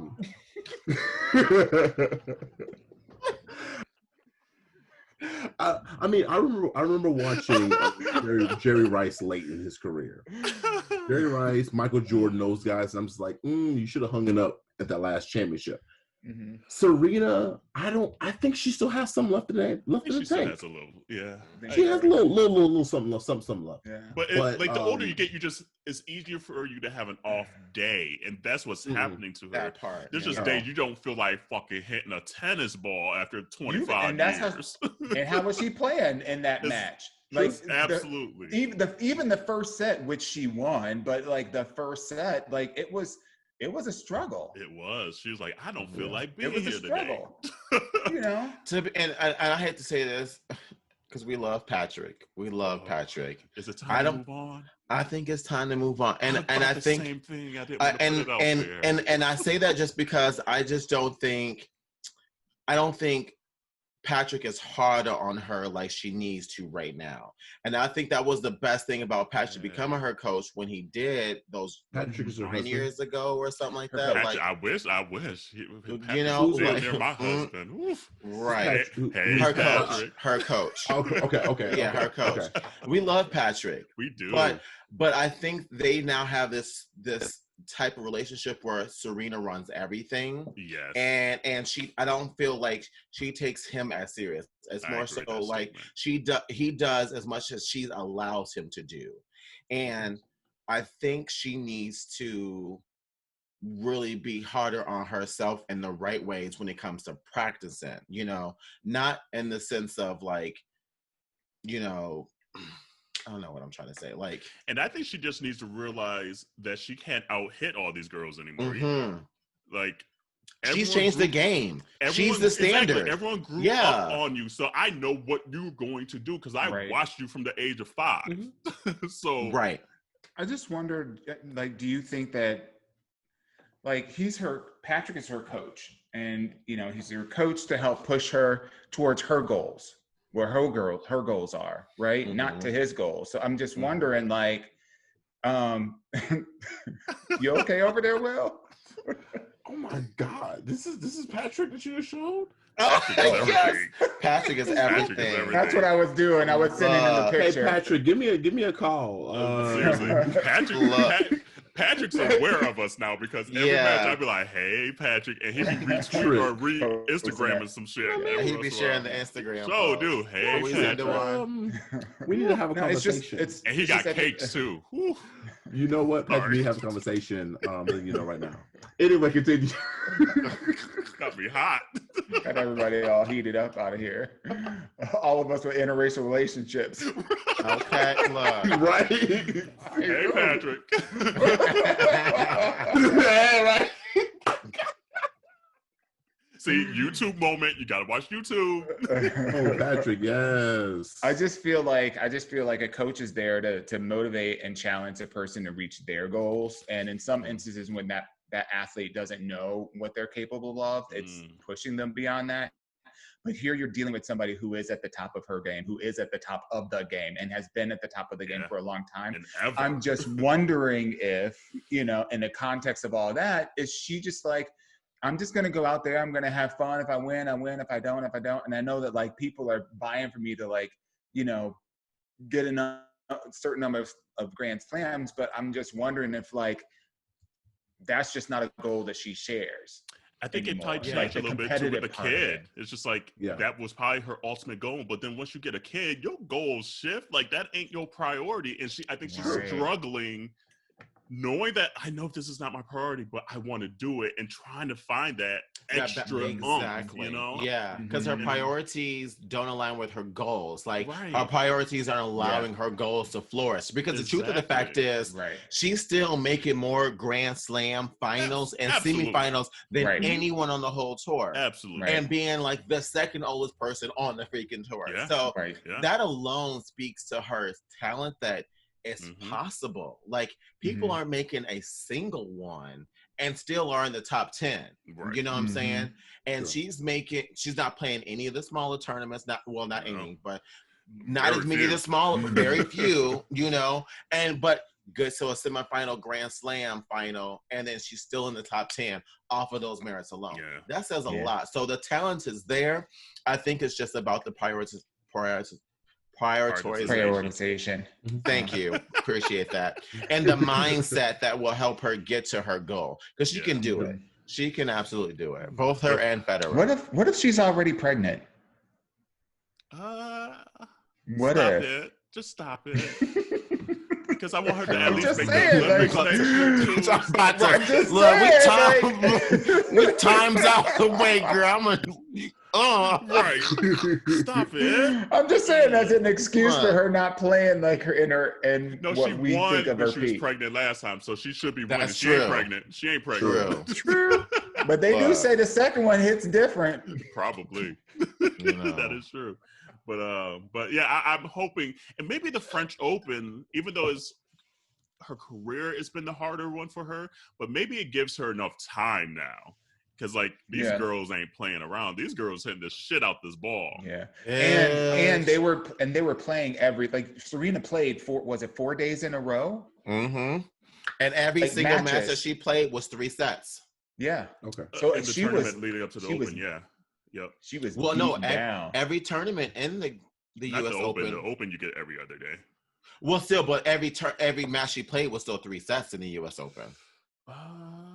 And she played the last 3 together. They were all the first round was almost a scare because she lost the first set. She was always losing the first set, and then she had to keep winning the second and third set. I think she did the first 2 and 2, and then the rest might have been the 3. Anyway, it doesn't matter. She needs it was all of them. It was all of them because the only time. No, it was all of them because they said that the only person to ever do that was Serena Williams in 1999. 21 years ago with the French Open too. Mm-hmm. Well, that was the last time she did at the US Open. Was that the last time someone? Because I'm looking it up won now. 3 sets. She won first round in 2 sets, second round in 2 sets, third round in 3, round of 16 in 3, 3 and 3. So yeah, the first, like I said, the first 2 she won in 2, and then the rest were in 3. I think the big thing that she just needed. Running. Go ahead. But I think the big thing she's running into is I'm a football and basketball guy. So when Kobe came out with the Kobe system, you see where it's like you have to adapt. Yeah. And with her, once again, I'm not a tennis follower, but I remember when Kobe came out, it was like you were Michael Jordan. So the younger players had to adapt to you. And you're seeing a lot of these younger players now adapted. And now as an older person, you're like, I ain't got to change what the fuck I do. But at the same time, you have to change if you want to continue to be on top. Mm-hmm. With Serena, it's like, you can smack the shot at the ball. You can do all this thing with these women's, but now they know what you do. They're hip to what you do. And can almost do it better in some instances now. Exactly. Yeah. So now it's like, well, Serena, you're not at the end of your line, but now it's maybe it's time to be a mom as opposed to doing what you're doing. Granted, you can still out-talent a lot of people, but can you adapt to win? And that's the question. Ooh. I think she can. I just don't think I think it's kind of, when you've been doing something for so long, like changing something from the root is very hard. And that was something they've been saying about Venus Williams right now, is that she's been changing up her game. Yeah. Like even her serve, some of her backhand stances is a little bit different and stuff like that too. And you see how that's actually been benefiting her as well too. So I think she has to get to that point where she has to realize, okay, I am the game and they now understand the game, which is me. So for there, I need to switch it up on them, And the truth of the fact is, as soon as she do that, guess what? That means the game's gonna have to reinvent itself again. Exactly. Because let Serena get an edge up on anybody again. It's a wrap. She's gonna be dominated again. Can't nobody else beat her but her. And here's the thing. I just need her to win 24 and 25 because Margaret Court's a homophobe, and I don't need her with these records anymore. So come on, Serena. That's a selfish reason for me, but I need you to win these Grand Slams to get homophobic Margaret Court off the get top her of off the board. Right. That's all I care about at this point. Your career is outstanding. So, but for me, your ass need to win at least 2 more. Thank you. Hurry that ass up. And speaking of sports too, we're still a little bit more on the subject. Well, I know you want to talk about a little bit more, kind of like how what the NFL is doing right now, especially within the system. So, wanted to give you a quick, few minutes to just kind of speak your piece and, get that spirit off your chest, them titties. I mean, I'm an NFL dude, so. For those in the community who don't know, Will can ball. She can play. Okay, she'll play, and she'll talk the shit to back it up. So true. For me, the NFL is, first of all, I appreciate that. I appreciate that. For those of you who played with me, you know how difficult it is. Jarrell has played with me. It's very difficult to play with me. No, I think first of all, anybody that plays sports in the hood, then you Whole different understand. level. You understand, right? You understand. But some of these non-PLC peoples that be in this league, oh, he's They don't so know. loud. They They don't don't know. understand. They don't know. When you look at the NFL and you see a league that's almost 80% black, and it's like, what are you doing to help black people out? And playing the lift every voice and sing him, it's like, oh, we're gonna sprinkle a little love on you. No, motherfucker, like I bring you the money, and that's where I'm at with it. And to see, do you still watch every week? I watch the black players. I watch the black quarterbacks. Yeah, and that's what I do. That's bad. You know, so this past weekend we had a lot of black quarterbacks on stage. And look, first of all, Cam, Russ, Patrick, who the hell else? All y'all motherfuckers showed out. Like, if you didn't see that Monday night game with Cam Newton versus Russell Wilson, you missed a show. I saw the headlines. I haven't watched the NFL in 3 years. Same here. Same here. And it hurts my heart because I enjoyed it. Me too. Yeah. First of all, my favorite thing was pizza and beer with the fellas on Sunday. Exactly. Literally just everything. like 9 hours of just football, literally just all day. That was my shit. It hurt me to It hurts me because like I did like fantasy football every year, everything. Yes. No. I guess for me, because I grew up in the sport. I've been playing this sport since I was 4 years. I've been around this sport since I was 4 years old. I grew up in South Central Florida, so it's like, okay, we're gonna do that. Then I went to college and played ball. UC Berkeley, what's up? So it's like we're not going to. I can't put the sport away, but I can sit. Yeah, exactly. But I can't sit there and say, what the fuck is y'all doing for black people? And I was having this conversation the other day with a friend of mine when I was in Houston, and we were talking about how it hurt that Drew Brees said what he said. Absolutely hurt. And not because it was a white guy saying it, but because it was Drew Brees in particular. Absolutely. And it was like, if this was Tom Brady saying that, I wouldn't give a fuck because it's Tom Brady. But it's Drew Brees. That's what he's done for the city of New Orleans. Exactly. The city specifically he's in. Exactly. Which, if you don't know, is a majority black city. Absolutely. And it's like, that hurts. So when I see the NFL just sprinkle a little love on us, it's like, no, I want more love. I need more, because I don't have a lot of representation in the NFL. I got to quote Willie Beam and Jamie Foxx in Any Given Sunday. Beam. You know, it's a placism league. Our brother got to know his place. And it's like, I bring in the money. If you look at a city like Kansas City, you don't know Kansas City besides the football team. Patrick Mahomes gave that city and barbecue. But Patrick Mahomes gave that city a ring. Absolutely. And Patrick Mahomes ain't white. Patrick Mahomes half black. So let's give that a look. You've given a lot of black players, put these cities on the map. Atlanta, what Michael Vick did in Atlanta, it's like, fam, that it supersedes sports. Now it's cultural, and the NFL is just saying, well, we're going to put in racism in the end zone, or we're going to put Black Lives Matter on the helmet. That ain't doing shit, because Jerry Jones said, well, if you're going to kneel, you're not on my team. Well, Jerry, if you take all the brothers off your team, you ain't getting paid. You ain't getting no coin. That $1 billion playground you have in Dallas, in Arlington, ain't there. If you look at LA, the Rams, you don't have your $2 billion playground. You don't have these playgrounds that y'all have because these brothers was the one that put you guys on there.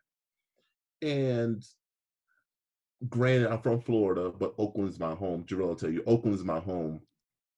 And when the Raiders left Oakland to go to Vegas,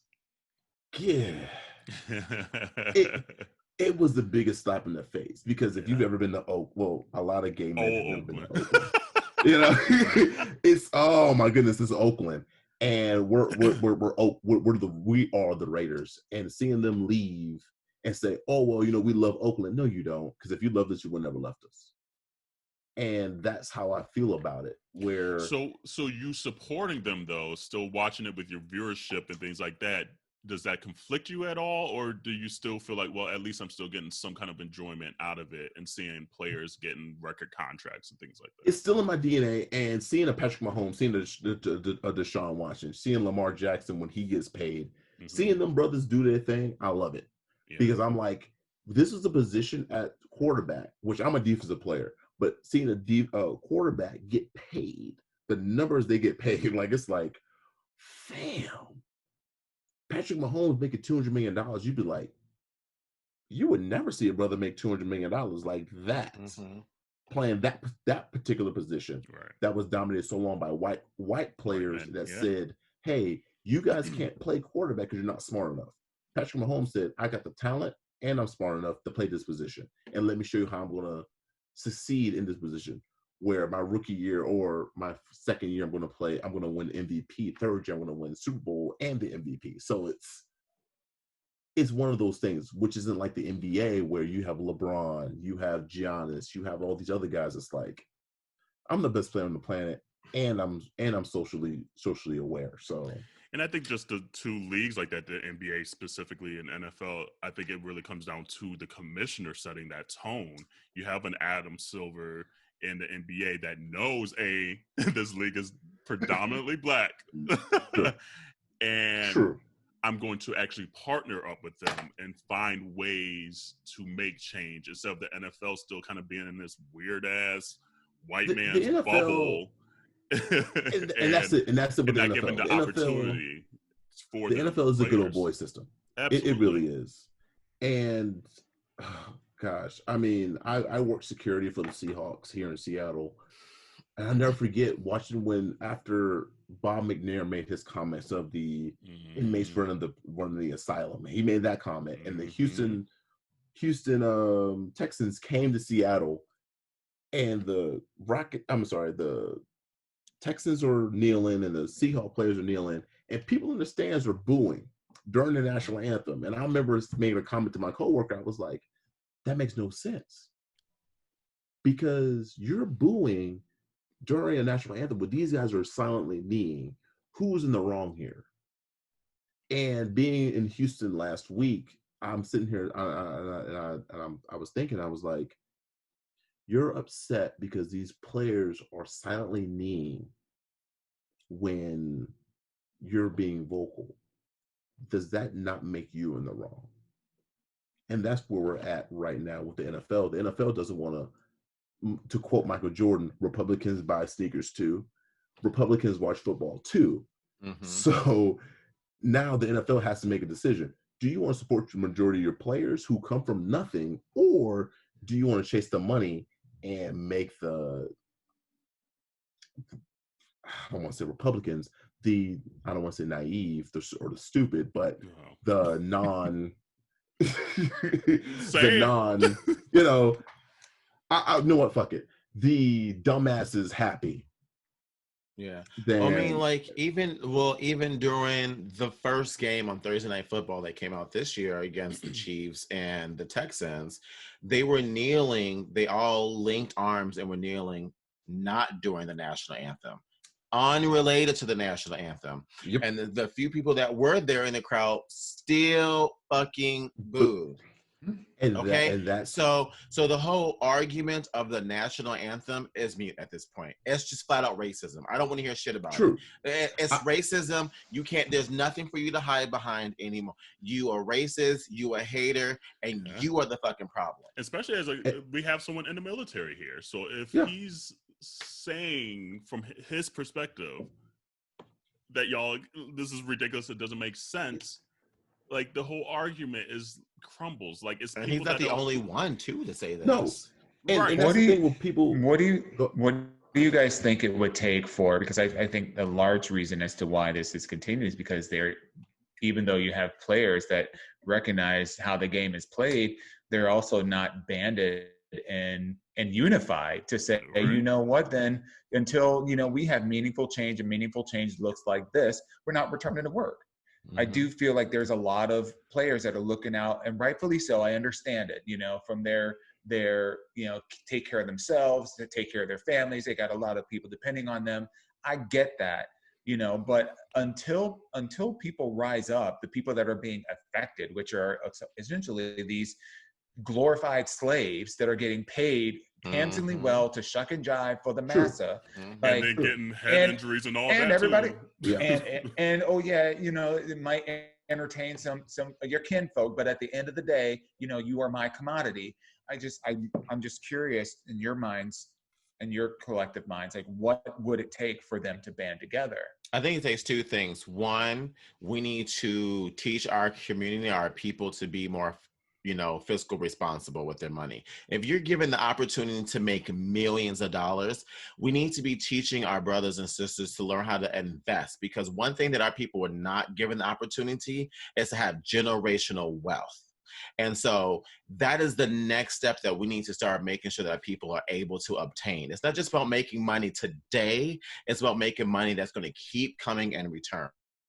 Sure. And so learning to invest in that money so you're not dependent to still be paycheck to paycheck on millions. Like, so many of us are paycheck to paycheck on just a couple $100s a week, you know, but if you still paycheck to paycheck on millions, that says something. You are still technically no different than the person that's paycheck to paycheck on hundreds if you don't know how to invest in yourself so that your money then comes back tenfold. So that's the first thing. And after that, then you have to learn that there is no price on who you are as a Black man or woman, okay? You can never have a dollar sign or a sticker or a tag on who you are as a person, because your importance supersedes any price tag ever. And if you can fix those two things, I guarantee you, because again, like what we're saying, majority of the NFL is Black, they're going to be watching fucking NFL that looks like a bowl of potato salad with raisins. They ain't going to want that shit. True. I think number one thing we gotta get Black men especially out of is wanting to be in the NFL when you're young. Give education a chance. And that's something where I've been a huge proponent of, because my mom pulled me off the football team in my junior year, which if you don't know anything about junior year in high school, that's when all the colleges start looking at it. Exactly. Mm-hmm. I missed 4 games in my junior year. And because I decided that I wanted to cut the corner and not make the grades my mom wanted me to make. In the state of Florida, you have to hold a 2.0 GPA to play. My mom said that she wanted me to hold a 3.0. Mm-hmm. So I was slick and said, you know what? I'm going to get I's, which aren't F's. I'm going to get a bunch of I's incomplete, and then I can play. My mom said, quote, not today. She said, since you want to see I's, I don't see you playing on Fridays until your grades come up. And Eyes don't see you playing on Friday night. Look, I missed 4 games, and my mom said, "Did you learn your lesson?" Because I was allowed to practice, but I could not play Friday night. And that was what got me saying, you know what? Let me stop fucking around with this school shit and start focusing on my academics as opposed to playing. Because talent, like Joel said, I got the talent to do what I want to do. But my academia wasn't there where my mom wanted. She said, you can play ball as good as anybody, but if you get hurt, what will you do? And in the Black community, we look to selling drugs or football or sports to get out of the PJs. Mm-hmm. But what about academics? We don't give that love to academics like we do sports. Or arts.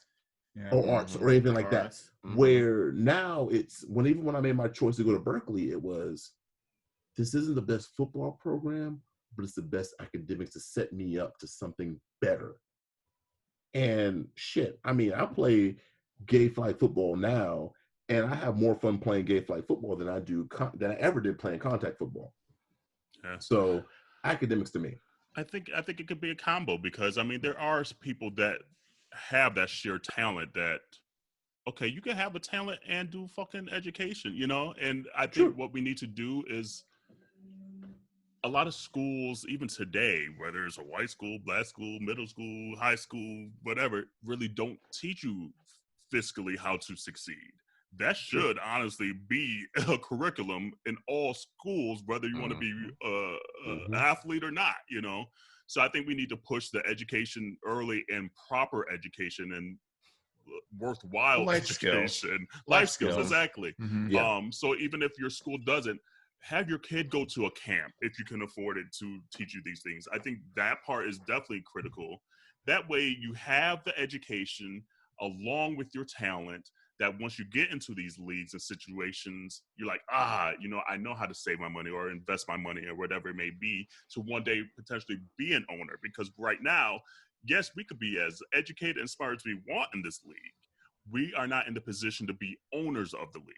And until that changes, nothing's ever going to change, specifically in the NFL. And honestly, any sports league, because there's really still only a handful and all of them combined. So it's just like Michael Jordan is the only one. It might be Michael Jordan's the only one. Yeah, Michael's the only one. He owns partial Charlotte of the Charlotte Hornets. And a new NASCAR too, by the way. But By the way, I what's think up, we just Bubba need to Wallace? have What up, Bubba? we just need to be in opportunities to have our education and our money work together, and that starts early. Yeah, it's a different mindset setting, because you know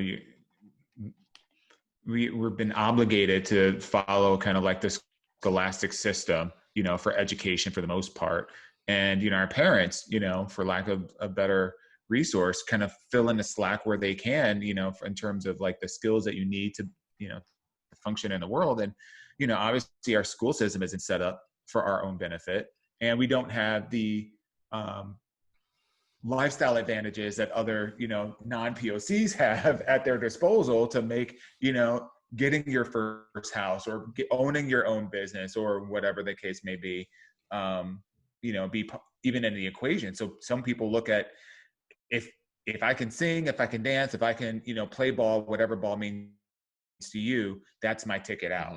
And it's going to require a mind shift change in like how we, you know, how we uncle, how we, you know, for those that don't have kids, you know, how we uncle, how we aunt, how we, you know, we parent, how we educate the people that are around us to think differently than just, you know, like, are you using your own brain? Are you using the talents that are, you know, that are provided to you? Are you getting compensated fairly for the talents and your contributions and the place of whatever it is that you're doing?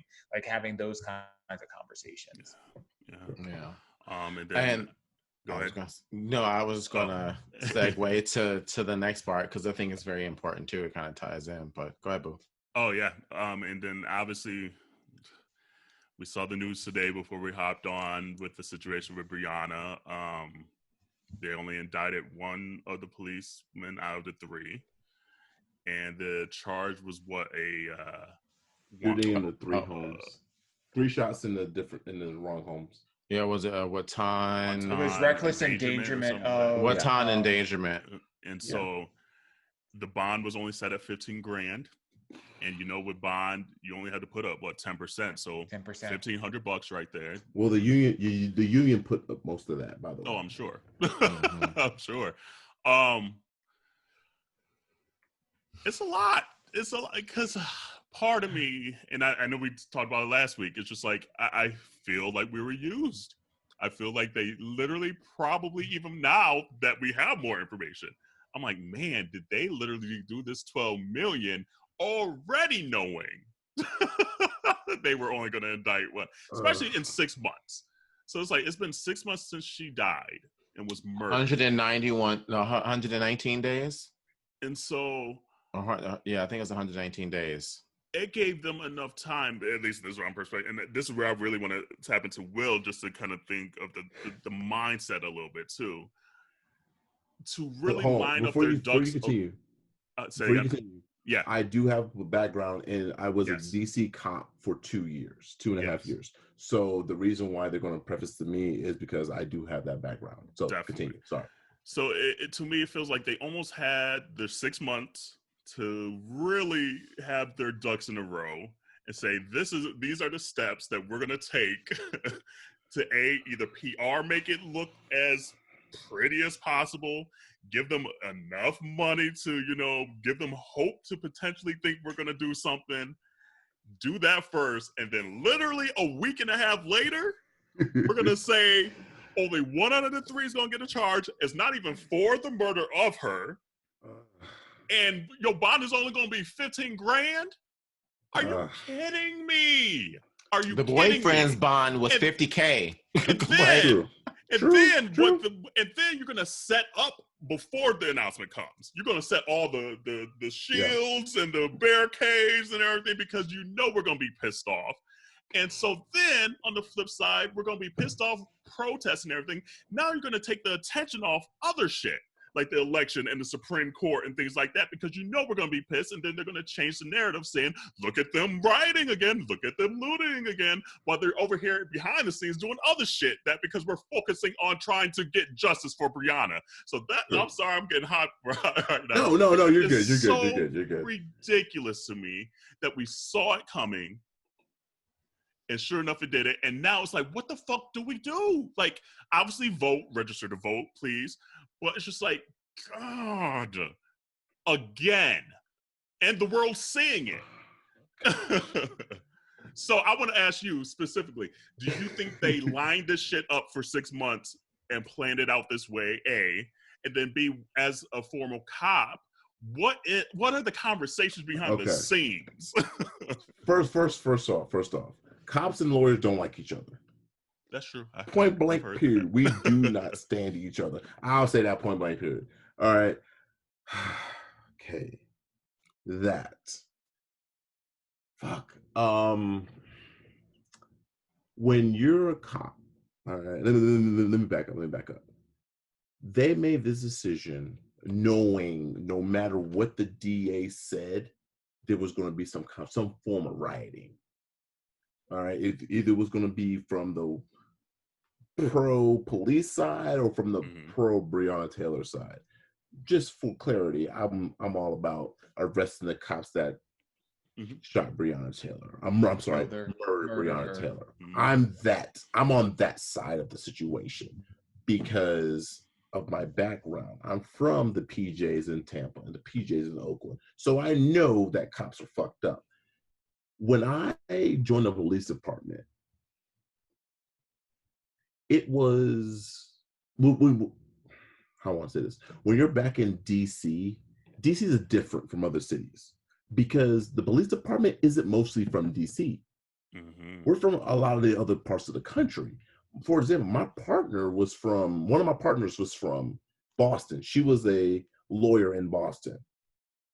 Another one of my partners is from Kansas City, Missouri. So we have DC is different from other cities because we have a very wider range of people. When you're a police officer, I'm going to back the blue no matter what. When you're a police officer, it is innocent. Truly, the officer is innocent until proven guilty. I'm going to find every single loophole as to why you did what you did, because should I be in the same situation, I will do the same thing. Now, pause. Breonna Taylor, that's a fuck up on an intelligence side, because you gave me the wrong information that caused somebody to die.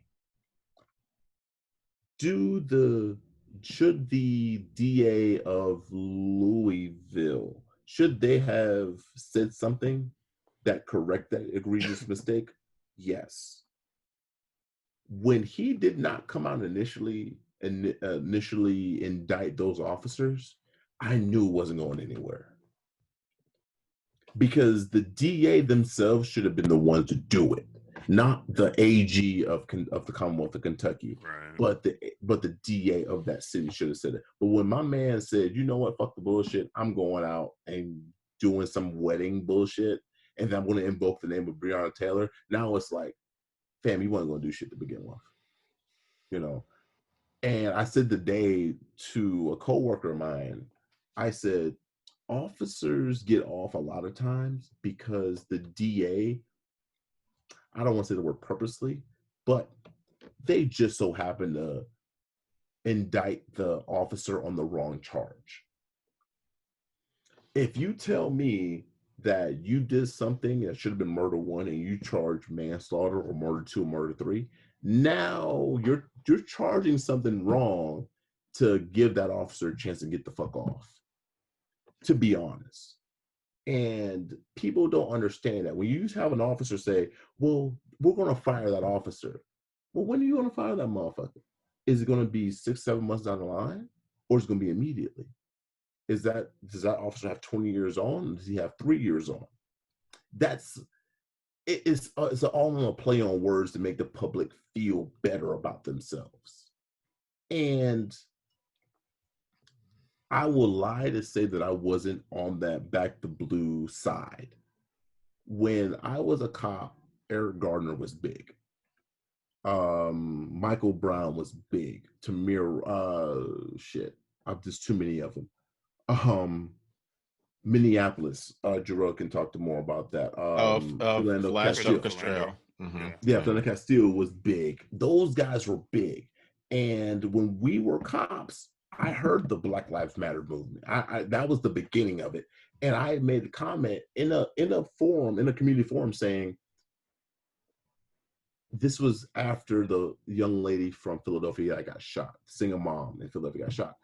You're making a conscious effort to forget about her because she's a single mom in Philadelphia. She was a cop, but you're not giving a shit about her. So now I lose respect for you as an organization because she was a single mom doing the right thing. So that's where my riff with a lot of the Black Lives Matter come in at. Because now we're making decisions on, well, if you were a cop, I don't give a shit about you. For the Louisville conversation, which we're having right now, should those officers be charged with murder? Yes. Did the DA drop the ball? Yes. Did he do it for his political career? Yes. Because once you make DA, now we're playing the politics. We're playing politics now. I got to get along. I got to go along, to get ahead. Right. So in Louisville, you're a black dude, you're a DA, you got white officers kill a black lady. Fam, it's a no-brainer. I'm going to side with the white officers. So I'm not going to indict them. I'm sending up to the AG and I'm going to say, you know what? Fuck the bullshit. Just charge one of them with something to make these people happy. And that's what they did. Do I agree with it? Fuck no. You fucked up. You botched it. You had a no-knock. You decided to go in and do this thing, and it blew up in your fucking face. From detective down to regular beat officer, y'all need to be held accountable. Because what they tell you in the academy is you have to be accountable for who you shoot and anything beyond that. That was why for the 2.5 years when I was a cop, I lied. I put my weapon twice. 2 times. Because I knew that shit has deteriorated to the point where I needed to pull my weapon. And that's where I was at with it. When you come in weapons hot, weapons free, you no knock and somebody's going to shoot back at you, you got to expect shit to happen. But from what the sergeant said in Louisville saying, oh, well, you know, these are animals, these are savages, these are thugs. That's not necessary, bruh. Because you fucked up. And the young lady lost her life because of your fuck up. And that's where we're at right now. So yeah. No, I mean, that was well. Thank you for sharing all that, because I feel like it just gives kind of a breath to everything. It gives breath to what a lot of us are feeling as far as that this is wrong. You know, like it's nice to hear from someone who has been on the other side as a police officer. Let us know as just regular citizens that this should not be okay. You know? No. And, you know, like and again, I don't want to take necessarily from this conversation, but it really goes to even the bigger picture as far as voting. This is why it's important about voting, and especially on the local level. Because because this is a local level decision in politics.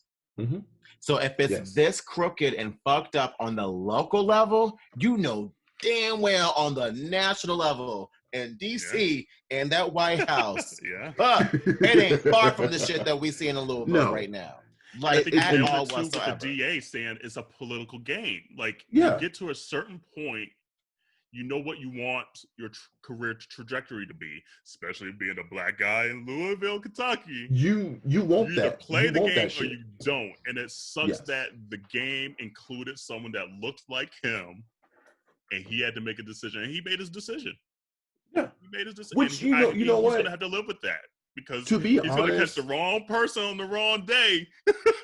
But, you know, for me, to be honest, bruh, you made your decision. I can't get mad at you making your decision for taking care of your coins. I think we all here would be I like... can. Because I can't. Your decision affect that life. I get the mindset. But True. But you understand the mindset, though. Right. Where it's like, I got to take care of my coins. Which, okay, on that point, I got you.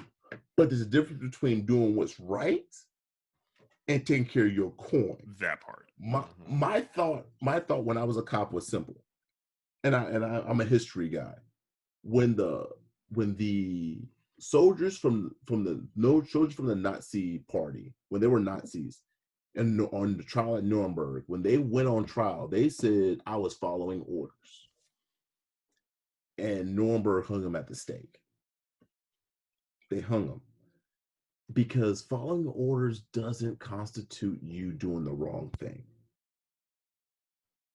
When I was a cop, I could not do the wrong thing because if I was to die and I stand in front of, I'm not a religious person, and I stand in front of St. Peter, Anubis, wherever have you, and they weigh my feather on a heart, I cannot sit there and say I was following orders. No, motherfucker.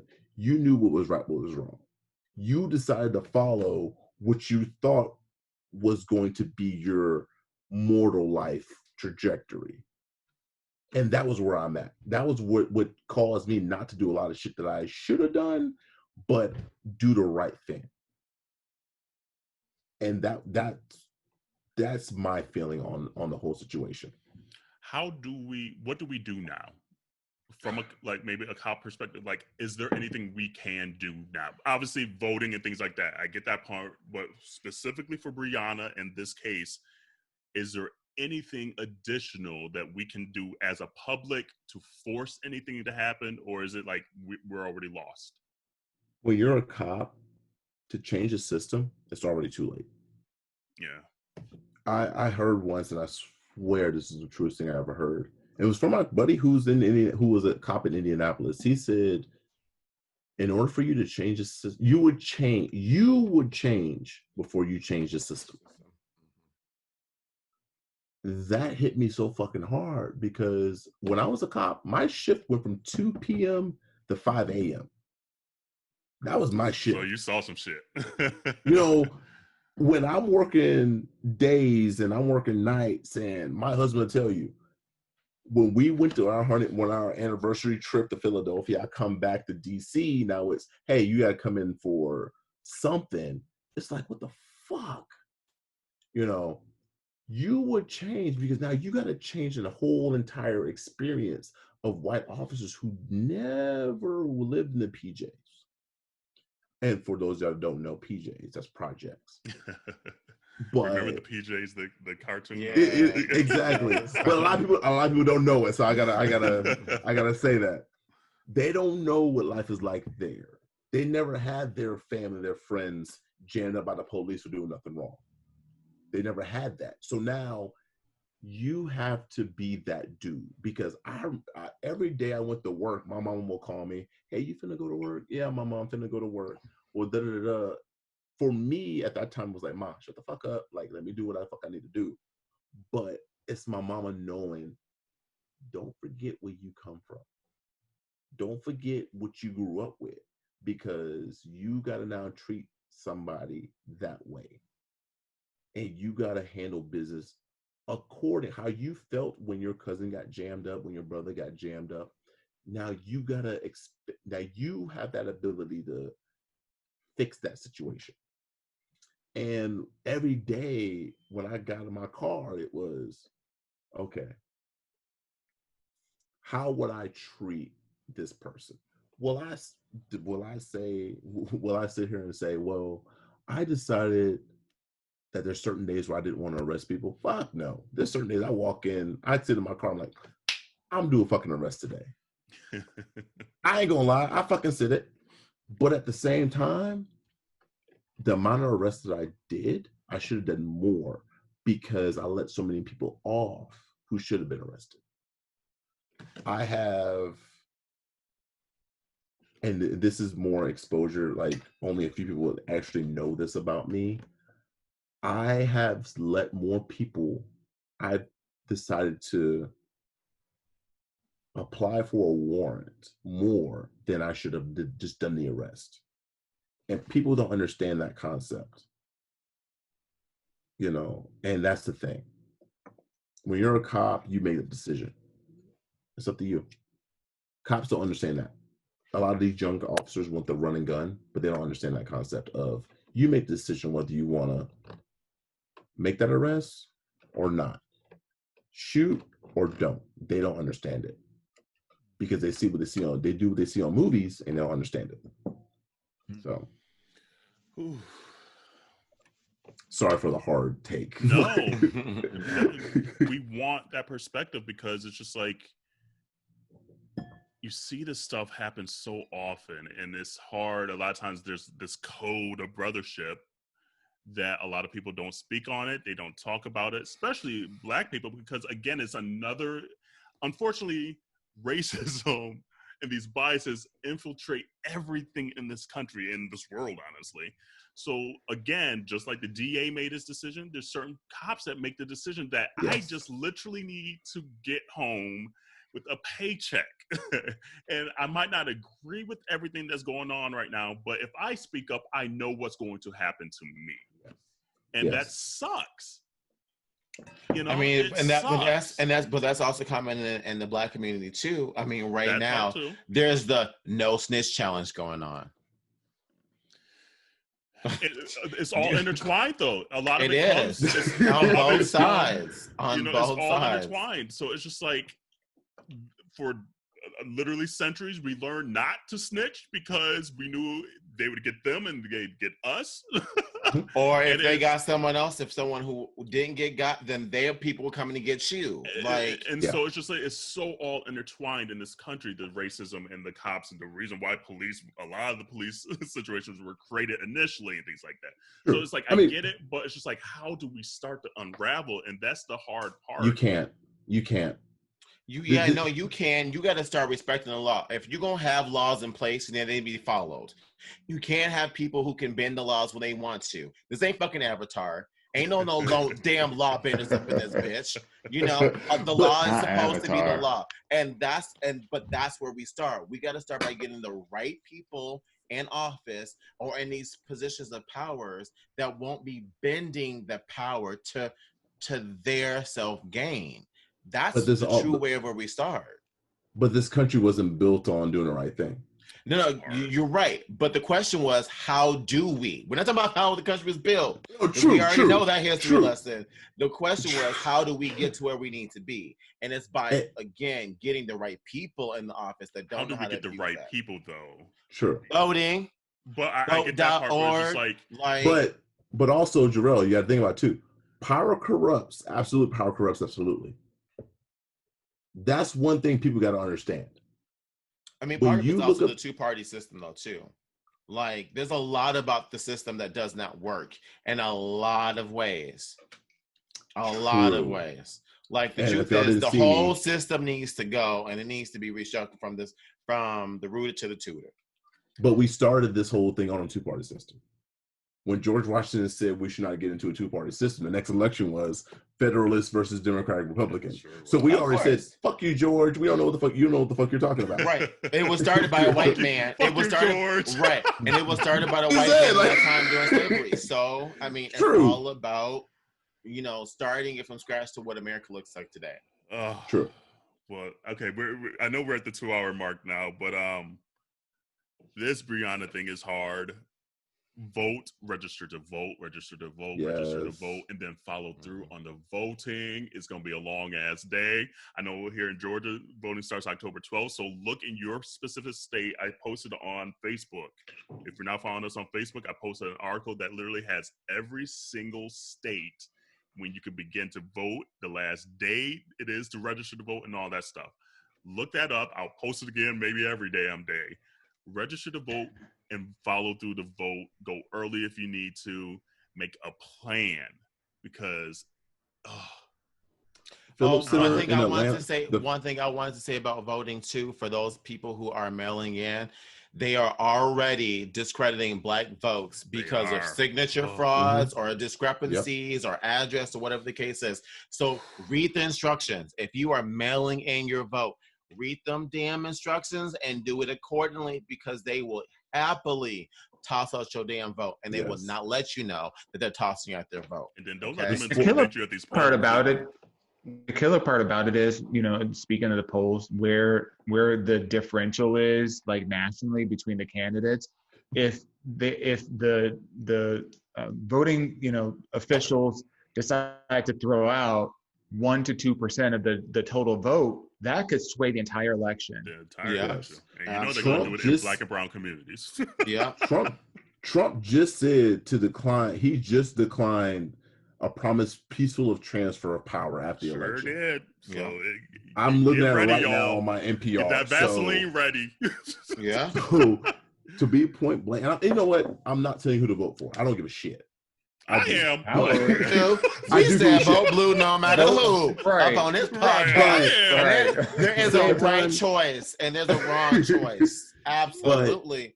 You sit there and say nothing matters. Everything fucking matters. Whether you're voting from like Jarrell's, like we live in Seattle, and we just fucking vetoed the We in an anarchy place right now, so Hey, we ain't get no New York. federal and New you York. to DeWine. Yes, Okay, New York look, too. we out here just wilding out, just disrupting shit. Wild There's out. chaos Can't tell us everywhere. That's what we do. Look, Wow. But get out there and fucking vote. If you can make time for brunch, you can make time for You can make bar for that scene, booty whatever the call fuck with you the have, herpes. booty call. You can take your ass, if you're in Atlanta, to the Phillips Arena. If you're in New York, to Madison Square Garden, or to Yes. the Brooklyn Arena. If you're in Seattle, fuck, bitch, we don't even fucking go out and vote. We just mail our shit in Seattle. So you got no excuse. Get out there and vote. Yeah. please. You're ready to So, get out there and vote. Yeah. But okay, we gotta get out of here. We're at this mark. Yes. But wash your hands, wash your legs, wash your ass. We'll see you next week. Will, thank you Thanks, so Will. much. Where can they? Thank Do you you want guys people so to much. follow you? Yeah, Black Waldo 88 on Instagram, and you're not gonna find me on Facebook. So There we go. So all right, see you guys next week. bye, y'all. all right, y'all.